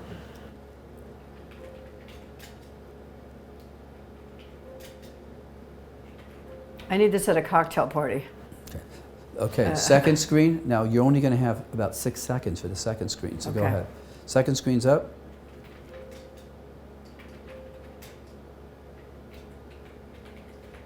You missed the third person. The third screen you were too long on, so Okay. you lost points on that one. Okay. Okay, last screen you have 3 seconds. Okay. Go? Go. That's it, you lost it. Okay. Okay, so this is something that you can improve at practice, but what this data will help us know, actually look at, we're going to be looking at your neurotransmitter levels, which determine how quick you can remember, how quick you can process. So we'll be looking at your epinephrine, norepinephrine, your GABA levels, your gabapentin levels. All of these things dictate how much you can remember and how quick. So if they're not in an optimal level, we're going to boost those so your memories get better. Oh, fantastic. So this is like having kind of a small little microchip biochemically put back into you so you can process memory. It's one of the things Thanks. I've noticed shifting through the years. Probably the most important thing people rate as they get older is their inability to process information and remember things. So that's one of the key things we focus on here. Fantastic. Okay, you can even go back to college if you want.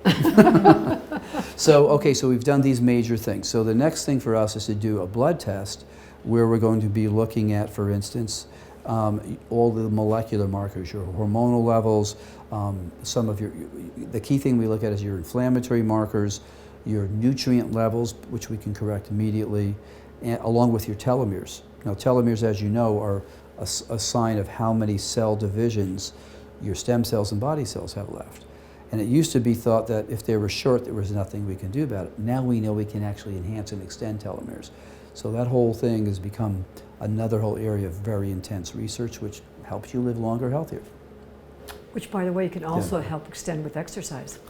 Exercise, Yes, diet, yeah. decrease in stress, all of these things we now know make a big difference. So difference. that's all going to be part of our final recommendations as well. Can't wait to see this. Right. I can't wait to get the printout or the results. So I'm going to give you an idea of what the final result looks like. This won't be yours, but it'll be a final result. And instead of sitting with a doctor and looking at lab reports with numbers, we've put this together on a visual video presentation that will come to your iPhone. So anytime and you can go to the app, and anytime you want to look at what was my results for that, you can pick it up in an animated format and look at it again or show your friends. Which I'm sure if I have repeat this then a year from now or Yep. 2 years from now, I have a basis of comparison. You'll see your progress, and you will make progress. Okay, so we just measured all these biomarkers. We took some blood. We're going to do really an in-depth analysis of how you're aging from the body level to the molecular level to the genetic level.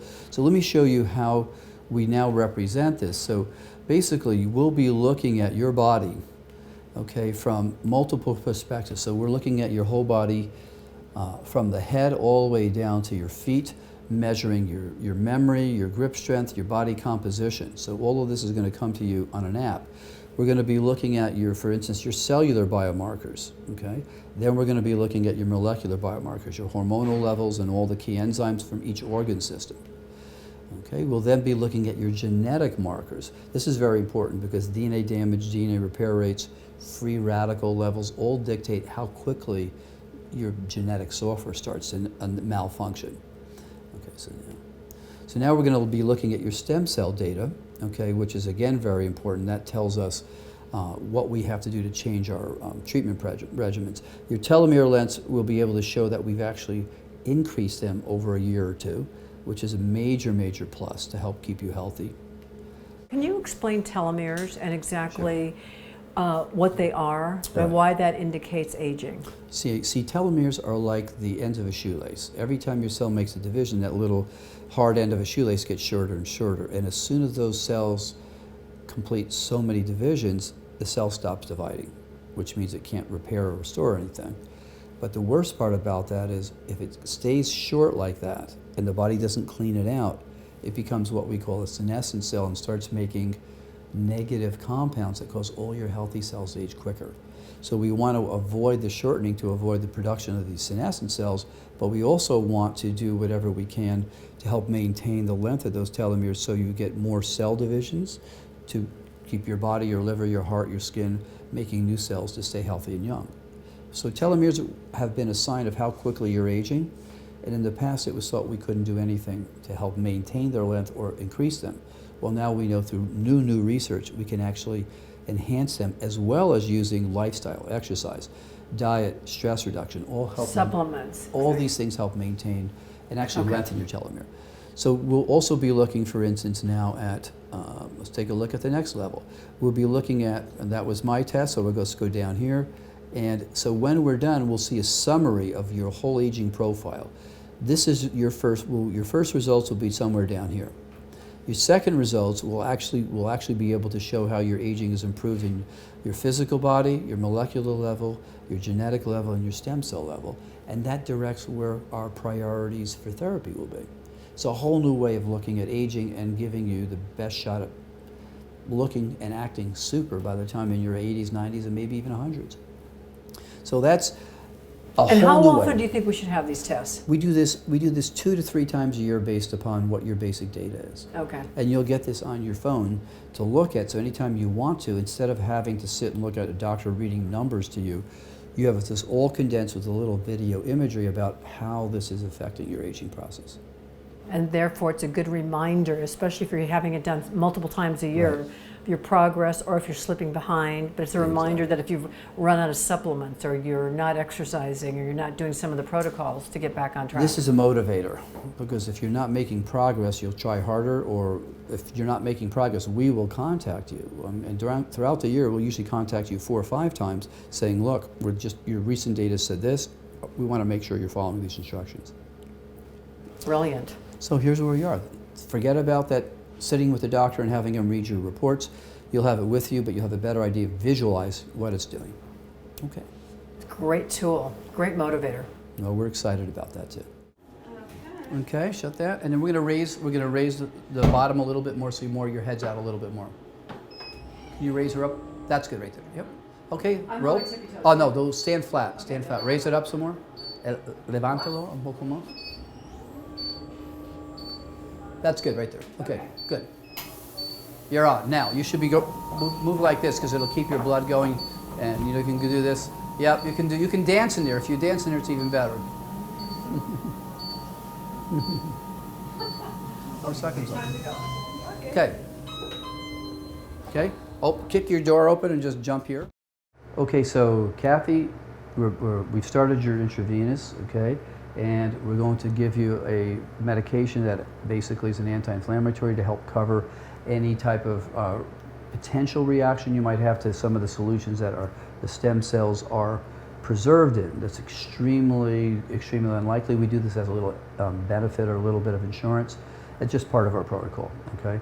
So we've never had any problems with anyone having umbilical cord stem cells because, number one, they're highly selectively chosen. So when these umbilical cords are chosen, they go through rigorous testing for viruses, bacteria, genetic abnormalities, and 9 out of 10 aren't even used for cell production or use. They're also then cleansed, sterilized, and produced under GMP, special FDA-approved processes, so they go through a rigorous system of testing and qualification to be used as a product. So why can you take umbilical cord stem cells and other adults take them? They're so young that on the surface of those cells, there's no receptors that your body recognizes as foreign. So this is why we can use umbilical cord stem cells. They're very young. They're extremely anti-inflammatory, which is one of the big things we want to treat in general, is inflammation, which leads to pain, which leads to age-related diseases. So we're going to be giving you a significant number of these stem cells to help with general inflammation in your own body. So you should, without a question, notice, and even in the next 24 to 48 hours, you have less aches and pains. Those cells, a number of those cells will circulate for at least 4 to 5 months, continuously releasing their anti-inflammatory compounds so that it's actually going to help dampen that whole process. So in general, it's one of the first steps in an anti-aging procedure. Okay, it sounds, I appreciate the explanation. Yeah, I think obviously whenever you do a procedure, it's always very, very safe. And I think I love the fact that you've taken all the necessary precautions because typically when you do something like this, we all go and Google, do our Google searches, Sure. and then you hear about the things that might go wrong. And it's what I love, and as I say, I appreciate the explanation because it sounds like all of those possibilities you've taken into consideration so that it becomes very, very safe. Well, our whole aim here is to make sure whatever we do is we go beyond what's normally done. And again, we've never had any incidents or problems with any patients having this, but we want to make sure we go overboard with any type of things that can make this an easy and safe procedure for you, and that's why we're doing this. And one of the confusions, I was confused before and done a little bit of reading about it, but there's umbilical, which we're doing today, and there's embryonic, Right. and not to confuse the two, although they kind of seem like they're coming from the same place. Right. And one sounds like, the embryonic sounds like there can be more side effects to it. Yes. And so they're completely different, is that correct? Exactly right. So let me clarify that. So embryonic stem cells are things that we don't use at all. In fact, they're not legally able to be used really anywhere. Okay, so those are when a fetus is being formed very early on. The embryonic stem cells migrate to start to produce different organs and different things.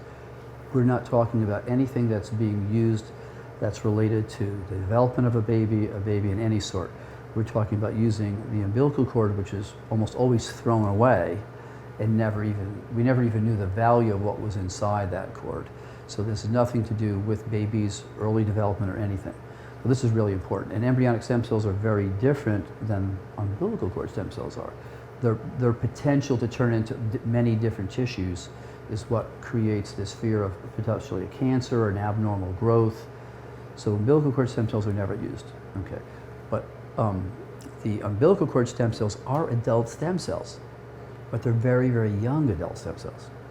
So that's a key thing to keep in mind, okay? Yeah, and it's interesting. So, but they're still coming from an umbilical cord. And the thing that I know when I was flying up here, when I was flying down here to Costa Rica, not up, down to Costa Rica, everybody's like getting very excited, and they're all also very curious. Sure. And are you sure? Are you sure it's safe? And one of the questions they asked was, you've explained it a bit, but the umbilical cords, what if the mother was, on crack, or what if they had HIV or something like that? Like how am I sure that they're safe? So there's a small number of companies who produce, or if you will, process umbilical cord stem cells. They have to go for detailed antiviral, genetic abnormality checks, and a whole host of tests that are set by the FDA. So any cells that are used clinically have to meet all those criteria. And that's why I said 9 out of 10 samples that submitted usually aren't even able to be used for cell therapy because they don't meet that criteria. So those are all things that have been set in place for a number of years already.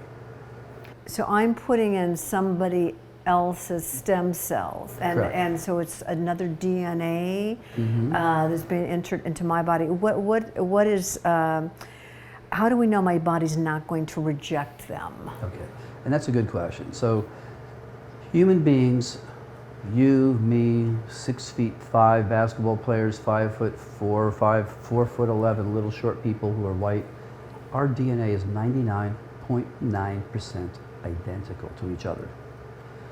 Okay, that's why we can do blood transfusions from one person type, one person can give blood to another if they're the same blood type, right? Right. So stem cells don't have any types. They're like universal donors, right? Like with blood, there's certain people you can give blood to anyone if they're the right blood type. So this, and in that case, people are getting cells with different DNA, but it has never been a problem for probably close to 100 years. So we're doing virtually the same thing. We're giving a transfusion of cells that are like a universal donor, and even though their DNA is not yours, it's 99.9% identical, and there have been, over the last decade, thousands of people have this treatment without any issues as far as the DNA is concerned. So think of it as a blood transfusion you might get with it from somebody who has your same blood type or who is a universal donor. It's the exact same situation, which is, we all know, has always been safe. Okay, I have a few more questions, but I'm ready to get started. All right, we'll get started. So we're going to start with the initial and a little dose of anti-inflammatory medication. And then we're going to take out the cells, let you see them, we'll warm them up, and we'll slowly start to infuse them over the course of the next 35 minutes or so, and then you'll have plenty of time to sit with us and we'll answer any other questions you have. It'll be your question and answer period. Okay. Ready. Okay.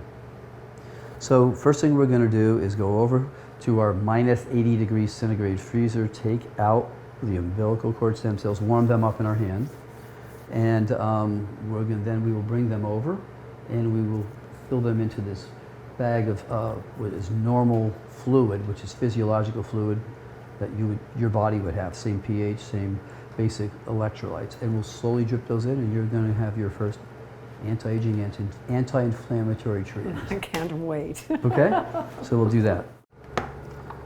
Okay, so we're gonna, this is minus 80 degrees centigrade, which we can keep the cells here for months and months and months at a time, and we're going to take this vial. Got it, thank you. So now what I'm going to do is we have to defrost these, and we don't want to do them with too much heat, so we use our body heat, and we'll just run them through this for a few minutes to defrost the cells kind of in a slow fashion. If we use too much heat, we could kill the cells or denature the cells, and it just requires a little bit of patience, and you'll start to see that right now we're still frozen, but in a few minutes this will be actually just liquid. This tiny little thing of 50 million just cells warmed it up and yep. made it liquefied it. Yeah, so no. that Okay, we can take that top off. Yeah. And every precious drop we want to preserve, so.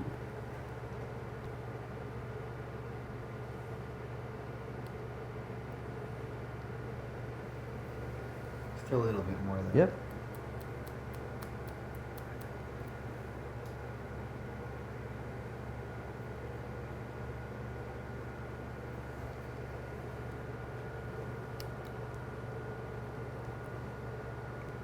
There we go. That's good. Okay, perfect. Yep.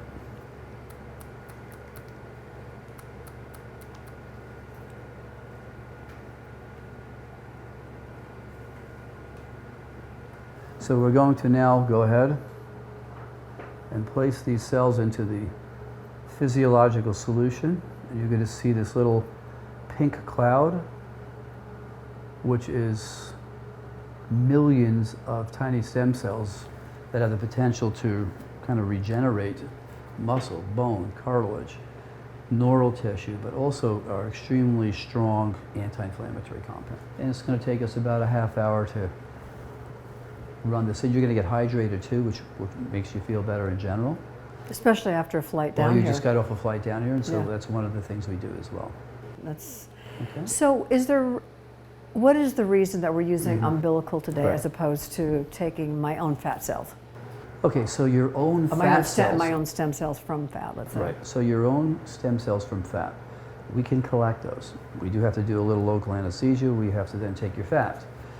Then we have to send that fat to a processing center to be digested and to have your mesenchymal stem cells isolated. Then we have to take your mesenchymal stem cells and expand them to the numbers that we see here, because we won't get 50 million stem cells. In order to get 50 million stem cells, we'd have to expand them. So now in the US, we can expand them, but we can't give them back to you legally. Here, we can have 50 million stem cells from umbilical cord stem cells. We know what we have. We don't have to collect them. We don't have to take you through the process. We don't have to send them to a company to process. And you don't go through any of that expense or uncomfortable procedure. So that's one reason. So the mesenchymal stem cells from umbilical cord stem cells are also a little different than from your fat. Your fat cells are, I don't know how old you, recall how old you are, but let's say 56, 57. Those cells have some DNA damage to them. They have, their gene pattern has shifted. Normally, which happens with everybody, they're not producing the segments of DNA and RNA or growth factors that young cells produce, which are much more anti-inflammatory and much more positive as far as keeping cells healthy. So there's a lot of reasons to use these, right? So let's pretend that you're a stem cell in there, and you're just entering my body. So take me through the journey of what's what's happening with the stem cell. Where's it going? Right. What's Good question. So that's the stem cells we just gave you now are going to be flowing into your artery. They're going to go into your vein. They're going to go from your vein into your heart. Your heart's going to then distribute those cells to all through your body. First happens is they go through your lungs. Now in your lungs, a large number of these cells will kind of get stuck in the tiny little vasculature areas, and they'll kind of they'll open up, and they'll release all these beneficial growth factors, cytokines, segments of DNA, RNA. That's going to flow through your body. Those are going to kind of dampen, actually go to your cells and tissues where there's a lot of inflammation and bring down and fight that inflammation, so it's generally throughout your whole body is less.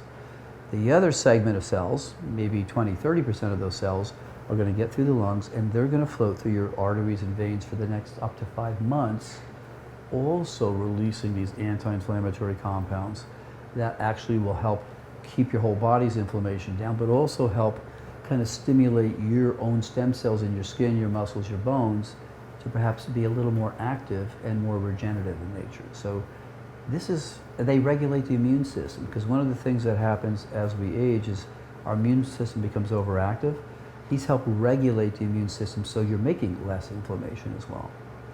All good reasons to use these cells. Now, if we had used just your fat cells, your stem cells from your fat, we could have done that, but we would have had to wait probably 6 to 8 weeks to have your cells collected, isolated, stored, and then sent to us, okay? But you would have to come out of the country to have that done.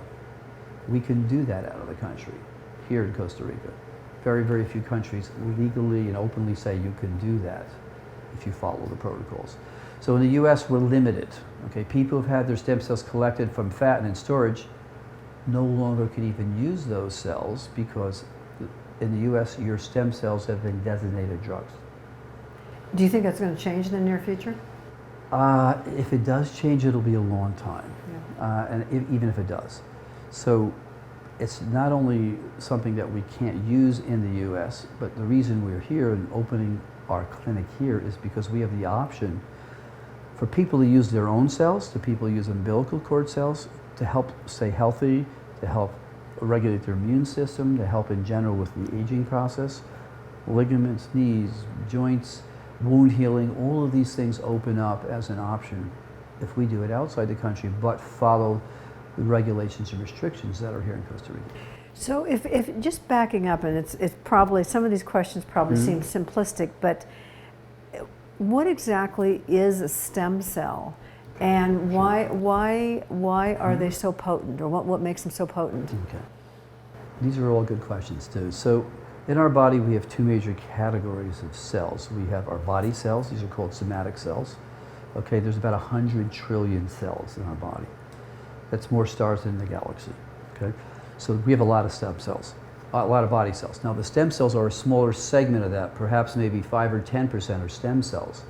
But it's, when a cell in your body gets damaged, it releases chemical signals that cause our body to attract stem cells to go to that site to repair the damage and replace that stem cell. So if you, let's say you have a damage in your liver, the liver will release a chemical signal an electromagnetic signal as well. It'll draw stem cells, a mesenchymal stem cell, to that area that can turn into a liver cell. If you have a heart attack, the body will release, those heart cells will release a chemical signal that will draw a mesenchymal stem cell to it. It'll make a heart cell. What if you had something like diabetes, or let's just say you had increased plaque in your arteries? So diabetes is a disease process where your pancreas isn't making enough insulin, right? So the stem cells will go to the pancreas. Now, they may or may not make new pancreatic cells, but they'll buffer down the inflammation. That's a major reason why the pancreas doesn't function optimally. So we're just at the forefront. There are things we can give to help. In fact, there's studies that show that mesenchymal stem cell therapy can help with diabetes. We're not sure whether it's actually restoring the number of cells in the pancreas to make more insulin, or whether the dramatic drop in inflammation is allowing the cells that are still there to function more optimally. Makes sense. So these are all, as far as cholesterol goes and other things. So if you're having mesenchymal stem cells, or we're going to talk about your own stem cells in a minute, that goes to the liver. It helps the liver cells function a little more optimally, which helps clear your cholesterol more efficiently. So there's all different means and avenues of how these cells work. Okay, well, we're pretty much done. We've been here for probably about 35, 40 minutes. And the fluid and stem cells are pretty much done. What we're going to do in just a few minutes is take this IV out, and you've got your first treatment that is basically very anti-inflammatory. It's going to actually, you've got millions of stem cells that are going to help kind of restore and repair tissues.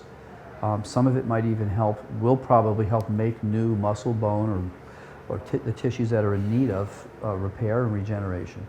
So hopefully this was a pleasant experience. It wasn't really painful, aside for maybe a tiny little pinch initially. Yeah, it's surprisingly easy. And is there something in the next 24 hours? I mean, tonight, should I be expecting anything or be looking for anything? Will I feel either more energized or more drowsy? Or are there any side effects that I might want to be looking for in case they pop up? Yeah, and so originally, as we said, tonight you'll probably feel nothing really that much different. You shouldn't feel feverish. You shouldn't feel anything like flu symptoms. You should feel actually quite well, and even maybe a little extra energy. Tomorrow, you're without a question going to notice you have less aches and pains in general throughout your whole body. Amazing, that quickly? Yeah, by tomorrow. Oh my gosh. Even by probably later tonight you will. So, but usually you also have a nice feeling of clarity. Your mental clarity seems to be better. You know, inflammation is related to so many functions, including how well your brain works, digestive system, and general aches and pains. So you're going to feel a difference with all of that for the next few days, and probably even for the next number of weeks ahead, that you'll feel that. So and just keep in mind that all the inflammation in your body has dramatically been lowered. And for up to 5 months, these cells will continue to work, delivering their anti-inflammatory compounds, as well as helping potentially to restore tissue you need to be restored. So is there a protocol, like when I should come back again for another treatment? Yeah, well, here's what we do. We normally leave that up to the patient to tell us, gee, I feel great. There are some people who say they feel great even a year later. So it really depends on the person. This will help reset your immune system so it's not overactive as well. So it doesn't do that for everyone, but it does, in general, help keep your immune system on more of a regular basis so you're not creating as much inflammation. And so even things with sore joints, I mean, maybe perhaps arthritis. Yes. I mean, athletics, so I'm love to train and be outdoors. Do you think there'll be any difference in recovery time, anything like that? So normally people feel that they seem to have a little more energy on a daily basis, their recovery's a little better. But as you said, this is something that this basic treatment is good for people with arthritis, any type of irritable bowel disease, colitis, even things like Lyme disease and fibromyalgia, which are all related to inflammation, seem to get better in many different categories and in different degrees. And do you think I would notice anything, I know we're sort of joking about it, but will you notice anything with skin elasticity? Well- anything like that, or is that more topical things that have, you Well, I have to think use? what you're going to notice is that if you have a lot of redness or rosacea, those type of things, that gets better because those are all inflammatory directed. But basically, you're not going to suddenly look 10 years younger, but the underlying process that creates skin aging is inflammation as well. So you have had a major treatment towards that, but you really need to keep in mind it's all about lifestyle aside from cell therapy, right? So there's no magic wand, there's no magic cell, and the bottom line is today in the 21st century, we really don't live the lifestyles we really should be. The right diet, the right exercise, try to decrease our stress, the right foods. And sleep, obviously. Sleep is probably one of the most important things. If you're not getting kind of at least 7 hours of sleep, which most people don't, you're aging prematurely. So the interesting thing for me, though, if you are doing the right things, then this is just one more tool kind of in the toolkit or in your arsenal to keep you active and vibrant and to talk about that prevention. Like I'm not sitting here with diabetes or with rheumatoid arthritis, Right. but I might have the genetic predisposition for that. Yeah, you're right. This is probably one of the most preventive and proactive things that anyone can do. But unfortunately, you can't do it in the States. You have to come out of the country. Frankly, Costa Rica is one of the few places in the world that we can legally do this. So we're just happy to be able to open the doorway to people who want what you want, to stay healthier longer, have less inflammation, and just have a better quality of life. And don't you think it's interesting that this is one of the blue zones also down here? Yeah, And- well, that's a point. One of the reasons we are here is this is rated one of the top blue zone in the world. And what are blue zones? Are places where people live much longer without modern medicine, more functional, and they just have a better quality of life. And it has something to do with lifestyle, but it also has something to do with 12 hours of light, 12 hours of dark, affecting how our body reacts with hormones. And in general, I think it just has to do with a more state of peace and less stress in our lives here. which therefore the meditation that I'm doing and the yoga and all of the outdoor activities are also helping. But yeah, it's just an amazing environment. And just being here for just a short period of time, what I've noticed is the people here. The people and the attitude, and they seem to radiate kind of goodness and happiness, and just, it's been unbelievable to see the culture and the people down here. So it's a great journey. Interesting. It is. I think the environment has a lot to do with that. And by the way, Costa Rica's normal people here are rated one of the happiest in the world. And I think it has to do with all of this. And we want to send you home happier. I'm pretty happy to begin with, but I definitely am happier. I really appreciate this. This is such an exciting journey for me. It's been something that I wanted to do for a long time, and I really never thought it was safe enough, and I never really understood it. And so it wasn't until you took me through the process of helping me understand the risks, the benefits, how you've made it so safe, so accessible, but the main thing is that safety, so that you're not concerned about the side effects, but you're focusing on the benefits, and that says something about you and the team here. So I appreciate that. Well, Dr. Azzolo has worked very hard here, and in order to have the legality and the rules and regulations changed to allow this, all based on the safety and science behind this. So we're both happy as a team to be able to make your quality of your life better. And our whole goal is to do that for as many people as we can. Great. That was pretty extensive, huh? Well, that was quite a tour and a first-hand look at how some of these technologies are applied to people and what the results are. So thanks for tuning in for it. We've got some great patient interviews coming up for you, so check these out. Deb, thanks for taking some time to talk to us and sharing your story. No problem. I'm glad to be here. So tell us about your journey. What are you challenged with? 16 months ago, I had a dental procedure, an implant. About a month after the implant, I lost my voice, or what it is, which is very difficult to speak. All the doctors I went to felt like it was only dental related. So nobody keyed into anything major until November. My weight loss was so severe, as well as the fact that I can't chew or swallow. And so I went to ENT. And she was the person who picked up on the nuances of ALS.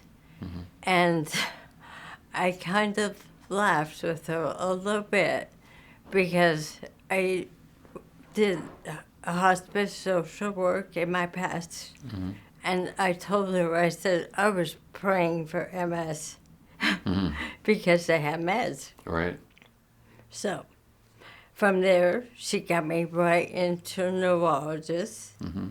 They did all the tests, the EMG, the nerve conduction study, and there might be a couple lab tests yet to do to rule out Lyme disease. Well, for some reason, in my heart of hearts, I believe that the implant was a pathway for bacteria, a virus, something around that. Right.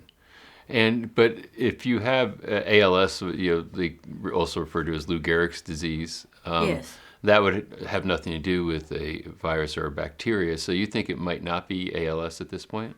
No.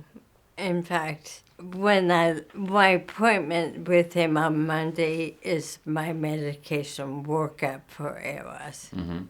So on Monday, I haven't, since I got a very late diagnosis, I wasn't worked up at all. I see. Now, did you have any symptoms prior to the dental implant?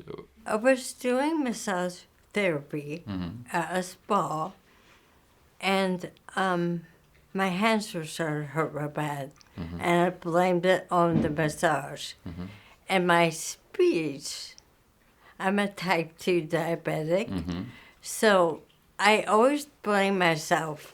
My speech, I drool because that's part of the ALS. Yes. But my speech, I blame on me. I felt like I wasn't taking in enough protein for the amount of clients that I was seeing because it was a very physical job. Right, it is. So are you experiencing as a part of your symptoms pain? You're talking about pain in your hands. Is there any other pain that you're experiencing? Most definitely. I go from how you see me right now to hysterical in a New York minute. In fact, my neurologist heard that from me the other day. So I won't cry. We won't go there. Yes, it hurts very bad. And where do you experience that pain? A lot of stiffness in my hips, I guess you'd say, that area, and my from the knee down on both legs are in so much pain. I feel like the muscles maybe have atrophied, which 2 doctors have seen me and they said, yeah, to that. So I figure that's why I can't walk real well. So you are getting some, I guess, conventional medical treatment, for this, but you also decide to go in and get some cell therapy. So what caused you to want to pursue that? I am so blessed that I have a good friend and doctor back home in Colorado that does stem cell therapy. He was a doctor ahead of his time. He helped so many people. And I also had stem cell with him, and it was perfectly successful. So really, it was the first thing I thought of to help myself, because I figured some extra vitamin C wasn't going to cut it. To go and just take supplements, I did not feel like that was enough. I felt like I needed the big guns. And then, so you decided then to get some cell therapy. And how long ago did you have the therapy for the first time? Maybe a month ago. Oh, so it's very recent. Yes. And since you had the treatment, have you noticed any changes? Oh, the first day I was so happy. I had no pain the day after. And I always have to take extra mouthwash because with ALS, your mouth goes very dry. So you're more prone to mouth problems. And I noticed when I took the mouthwash, I could move my tongue a little bit because typically my tongue is paralyzed. That's why I can't speak very well. So you noticed some... I get swish. Yeah. I'm like, yay! I get swish. Well, the little things, huh? It was very happy. The happiness in the bathroom. Amazing what we take for granted, isn't it? You know, when Yeah, things are well. it's true. Yeah. You know, I would never had imagined people would be grateful for being able to swish mouthwash easier. To have a day with no pain, it made me feel like me again. Yeah. And for one day, that was a perfect day. Yeah. I had no thoughts of ALS at all. Wow. And that was about a month ago. And since then, you know, what have you noticed? You know, have some of the symptoms started to come back, or are you, is it holding up? How do you feel now? The way I feel is that the doctors did not catch me very quickly. But the kind I have, which is the bulbar affect ALS, it takes people very fast. I would be so happy if the stem cells keep me where I'm at, if I can halt the progression. Yeah. I'm still on the learning curve about that. I get different opinions about yes exercise, no exercise. So I'm kind of on my own trying to figure that out. Right. I had a biologist get my face about stem cell. And I looked at her and I said, if you were told you had the ALS and there is enough evidence that stem cells work, why would you not try it? They would be the first people to try it. Yeah, so it's interesting because you're looking for solutions. There, you know, I guess in traditional medical treatment, there's not really very good solutions for ALS, right? I mean, they try to manage it through some pretty toxic stuff. Right. Yeah. And I've not asked for anything yet. So we'll see. I don't know. And so your neurologist was somebody that thought, you know, they didn't think it was a viable solution for you, or are they supportive? No, my neurologist was great about it. No, I like that guy. He is a firm believer in you go for it. Yeah. So, no, he's a very open-minded person, and I appreciate that. Now, you said you had a friend that was a doctor in Colorado that did a lot of stem cell therapy, and you said you've been treated before. What were you treated for prior? All my life, I had low back pain that nobody could say definitively what was wrong. Right. I did all kinds of treatments, ablation therapy. Wow. They go in and they kill the nerves. The nerve, sure. Yeah, it's extreme. I had that for years. And it would come back faster and faster each time. So finally, my friend, Joe Wazinski, he said, let's do, I said, okay. So he used my own stem cells to my stomach and injected them into my back. And after I got over the, I got an infection at the site. Stuff happens. I can do more now, or I was, than ever in my life. It works. I've had no back pain. Wow. That's so, and now, you know, with your experience here, you're having, and this is, I think, a lot of people, as we're, you know, doing this docuseries on pain, There's certainly a lot of people have pain from musculoskeletal injuries or athletic injuries and so on, but yours is a neurologically based condition at its Right. core. And the pain that happens as a byproduct of it is extreme, as you described it. I mean, it's very, very extreme. So you're saying that a day after you got the cell therapy, that was a great day as far as no pain. No pain. And I just thought of something major. I've had no cramping in the night with my calves since the stem cell. I forgot about that. I've had no cramping. And you used to have cramping frequently? Oh my gosh, yes. And I've woken up with leg cramps in the middle of the night, which is a horror show. It is. Yeah. So and zero. So that went away completely. That is gone. Wow. I don't have that at all. And what have you noticed as far as now since then also? So now that's the second thing that you noticed. Has some of the pain come back, to minor degrees, or is it holding up? The pain is there. And I feel like everybody wants a fast result. Right. And I'm not a patient person. I always want things yesterday. Right. I want it now. However, I feel like health is body, mind, spirit. And I have my own bit to do with this. Yes. And I recognize that Dr. Max can take me so far. Right.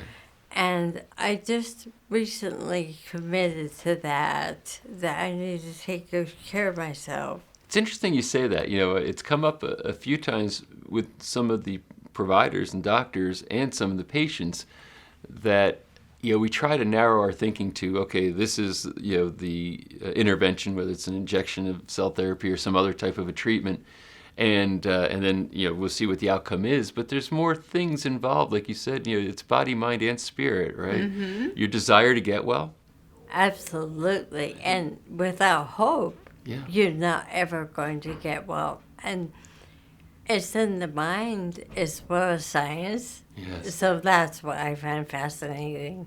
Yeah, and that's, I think, I had a mentor that used to call it vitamin H. It was hope, the most important vitamin. And- No kidding. Yeah, or another friend of mine calls it hopium. So love it. these are things that I think matter, and I think one of the things when I hear, like you say, hey, a day after I had my treatment, I was pain free. It sort of builds momentum on the hope side, I imagine. Absolutely. And and naysayers with me can back off. That's how I feel. Yeah. Because don't take my hope away from me. And also, I believe that there is enough science behind it to Yeah. warrant it. Right. That it makes good science sense. Well, the ultimate proof is what happens to you, isn't it? Of course. And like I said, because I got diagnosed so late, I hope I could just maintain. Time will tell. Right. If I lose my voice completely, I will know that will be my answer. For sure, I think. If I can stay where I'm at, I'll be very happy. Well, I'll tell you, it's certainly indications are if you're having the kind of response you are after just one treatment, that it's something I've that's had pretty two. good. Oh, two. You've had two I've in a had month. two Okay. now. Yeah. I have my next one Monday. I can't wait. I know I feel great when I'm done. Yeah. I definitely feel like right after treatment, I feel like me again. Like I can go home and clean the apartment or, walk the dog. It's just again the little things, Right. that makes Push it. the vacuum without being like, crippled up. Yeah. Well, it's terrific that you're seeing that this is how you feel after treatment, and I wish for you to see it actually the treatment get have more impact for you and see you more functional in your quality of life.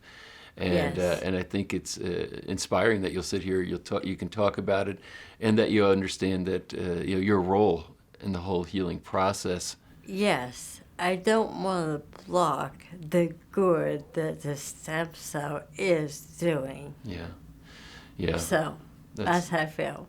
That's terrific.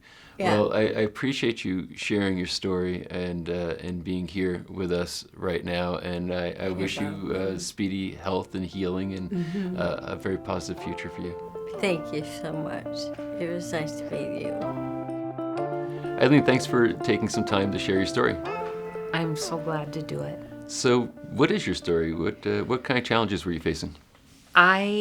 I've always been very active and involved in the community, and in about my late 40s, early 50s, I started to be uncomfortable all the time and was diagnosed with degenerative disc disease. And there were times when my back was so painful, I just didn't want to walk. What part of your back was it? It was my lower back. Lower back. And I did get surgery on that. And it made it much better. And then the pain moved up to my neck. And probably 5 years after the pain started, it got to the point where I felt like I couldn't hold my head up anymore. It hurt so bad. And so I was advised to get surgery where they fused the discs in my neck together. And they told me that it would last for about 5 years. And then I would need to get it again. Well, I didn't like the surgery. I didn't like the big scar on my neck, and I also didn't like how long it took to get well, and I had to go on opiates to deal with the pain after the surgery.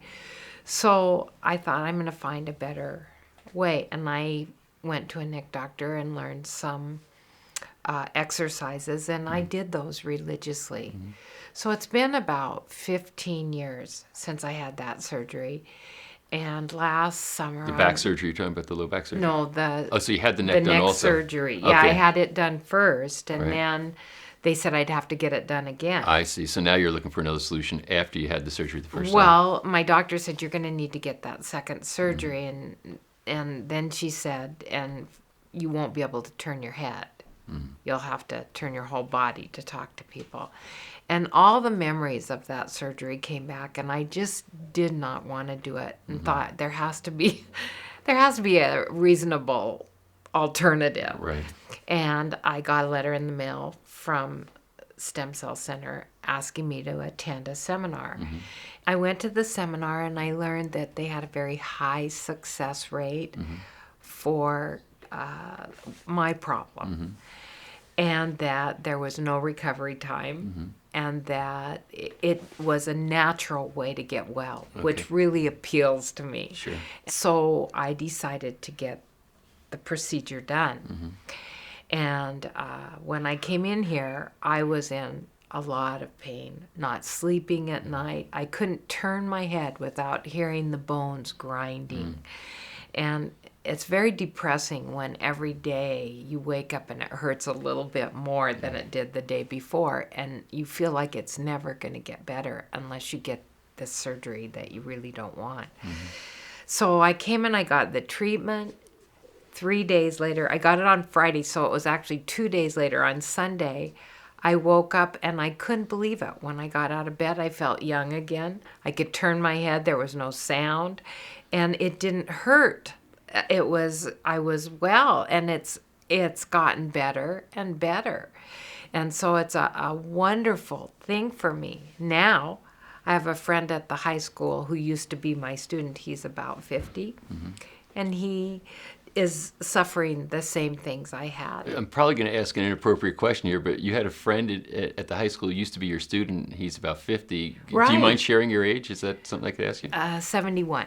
Okay. So at 71, where you are now, how long ago did you have the therapy, the stealth Last therapy? August, so 6 months ago. All right. So this age, basically. Yeah. And it had that profound an impact that fast. Oh, it was amazing, just amazing. So I'm working on all the people I know who have these kinds of maladies to get down here, because every day of your life is so important, and there's no reason to not figure out a way to do this. Do you remember, how your therapy was delivered? Was it, through, like an IV in your vein, or was it, a specific shot, or both? What did I they do for you? had both. Yeah. And it's amazing that it doesn't hurt. It was, The treatment didn't hurt at all. I don't recall it hurting. I remember it being over before. I couldn't imagine it was that fast and that it was actually going to work. It's a shock how fast it goes. It's interesting because obviously you go through surgeries and so on. They're long, protracted, painful, and you're saying something. It can't be this simple. I mean, That's how it seemed to me. Yeah. But it's so fast. The treatment only took about a half an hour, and then 2 days later, I felt 20 years younger. Wow. So That's what I thought. Wow. Wow. This is awesome.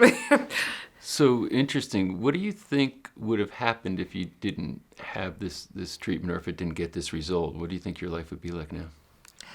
I probably would have given in and gotten the surgery because it got to the point where I couldn't bear it anymore. It hurt so bad, and I wasn't getting any sleep at night. So I would have gotten the treatment, and I would truly be a little old lady because I would have to do this and this, and it just would be, I didn't want to do that. And your life now? It's just like it used to be. I go to the gym, I go for walks, I have fun. Now, isn't that an interesting thing? Because I start to see these things kind of start to impact each other, because with the pain, and if you did have the surgery, the post-surgical stuff, and then having the limitation in motion, you're not going to the gym. And if you're not going to the gym, then you're not getting that exercise. You're not getting that exercise. And it seems like other problems will start to brew. Develop. And right? you used the term, which I think, is kind of poignant, which was, I become a little old lady. And it's not, so inside you certainly didn't feel like a little old lady as far as your spirit. No. But your physical limitations were starting to make you feel that way. Exactly. And that is discouraging to your dreams when you feel like everything's just going to get a little bit worse every day, and there's no hope that it's going to get better. But now I have a different attitude and think life just gets better and better. How do the people around you see you? I mean, are they seeing the difference? Are they making any comments? Absolutely, yes. My husband is just so glad that I don't whine all the time, because when you hurt, you don't mean to complain, but you complain. Of course. And he could even hear my neck when I would turn it, and he likes not hearing it because it's gross. So it's, I can't think of anything I could say negative about how this treatment has affected me. It's only been good. Well, it's interesting. We're exploring in this whole docuseries this issue of pain and how it affects people's lives. There's chronically, especially chronic pain, acute pain, etc. And certainly we talk to a lot of experts and a lot of really, really smart people with advanced credentials, etc. And it's interesting to learn all that. But in the end, all that work boils down to how's it affecting people like you, who can receive varying forms of treatment and have outcomes. And in your case, what's interesting is before we sat down to have this conversation, you just said, I'm so excited to share this. And it almost sounds like, when I'm watching TV and see infomercials, that kind of thing. That's not what this is, but it feels that way because you're sitting here, you're beaming, you're shining, you've really had an impact on your life that's changed everything. Absolutely. So then in sharing this, what would you want people to understand? When I woke up before I had the treatment in the morning, I would remember that I hurt. And I would so carefully get out of bed to minimize the pain as much as I could, and so carefully do everything so that I wouldn't complicate my life. Now I hop right out of bed. I feel, let's go. It's time, and I'm excited to be up and at 'em. And so that's the difference. That my life is exciting again and fun, and I look forward to the stuff we can think of to do, and it wasn't that way. Yeah. What speaks to me is that when people have some of the physical challenges and pain challenges you have, is that the spirit that you have is not matched to the body that you have, right? That's the That's disconnect. for sure. And now it seems like, hey, they've kind of gotten together again, and here you are, living a happy life, a better life. Oh, and my husband has a better life because we enjoy being together. Yeah. And I didn't want to do anything, so he would not do anything either. Wow. And now we're off. Wow. Well, that's a very inspiring story, and thank you for enthusiastically, sharing your particular experience. And I hope it serves as an inspiration for other people that there's some hope, that pain doesn't have to be sort of fatal in its predicament, in your future. That no matter what your age is when you might be experiencing it, there's still great possibilities for you. So thanks for sharing that. I'm glad I could do it.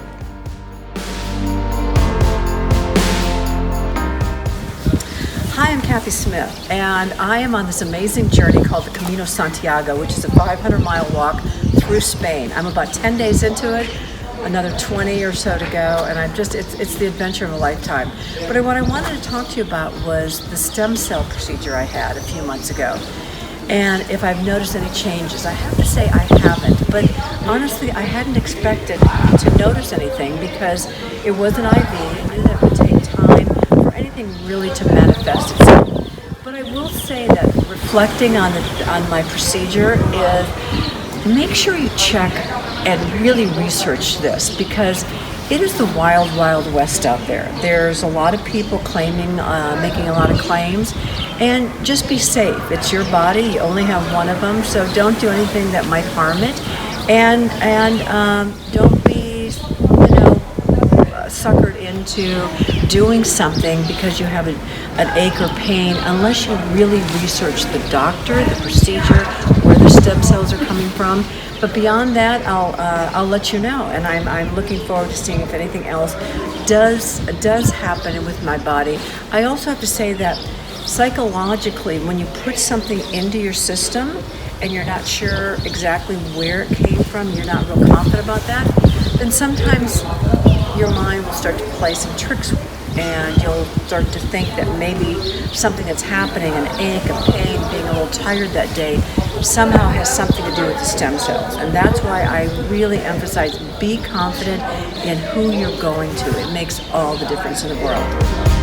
Hi, this is Jane. And after I received stem cells in my left knee for the bone-on-bone that I had from an old water skiing accident, for the first about 24 hours, my knee was actually super, super sore, and I could hardly stand, I could hardly sit, even sleeping, it was just kind of throbbing and painful.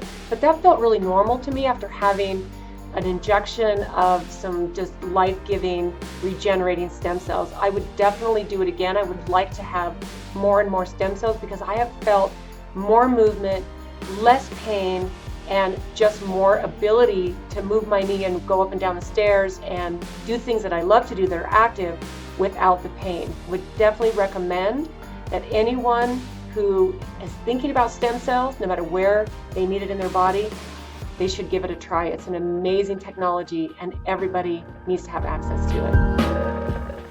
Hi, I did the stem cells in Florida, and I did it for a rotator cuff tear, and I went down, and I actually had PT before I went down, and when I came back, the person in the PT department explained that they thought there was pretty significant improvement in my shoulder.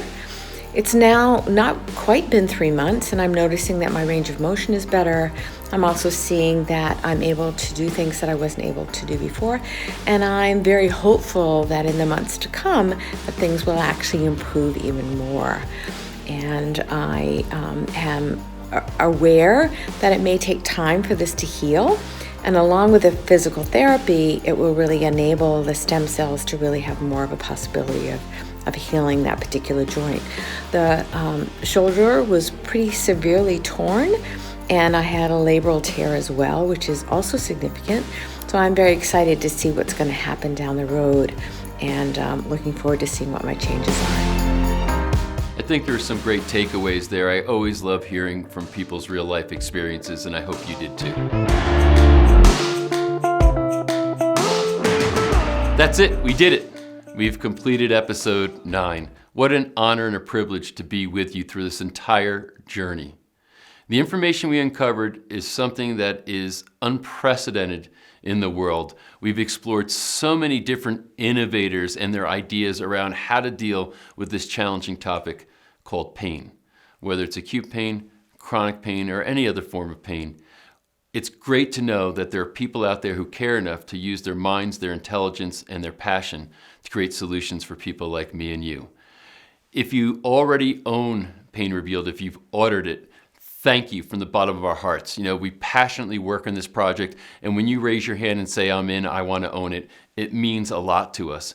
And for those who haven't, you know that during this free viewing period, which is coming to an end, you get a steep discount. So now is your time. Pick a package, the one that works for you, and bring it home and share it with others and change your life and other people's lives with this information. It has been a privilege to take this journey with you. And on behalf of myself and the team at Revealed Films, we appreciate your time, your efforts, your sharing, and your encouragement on behalf of the work that we're doing. So thank you.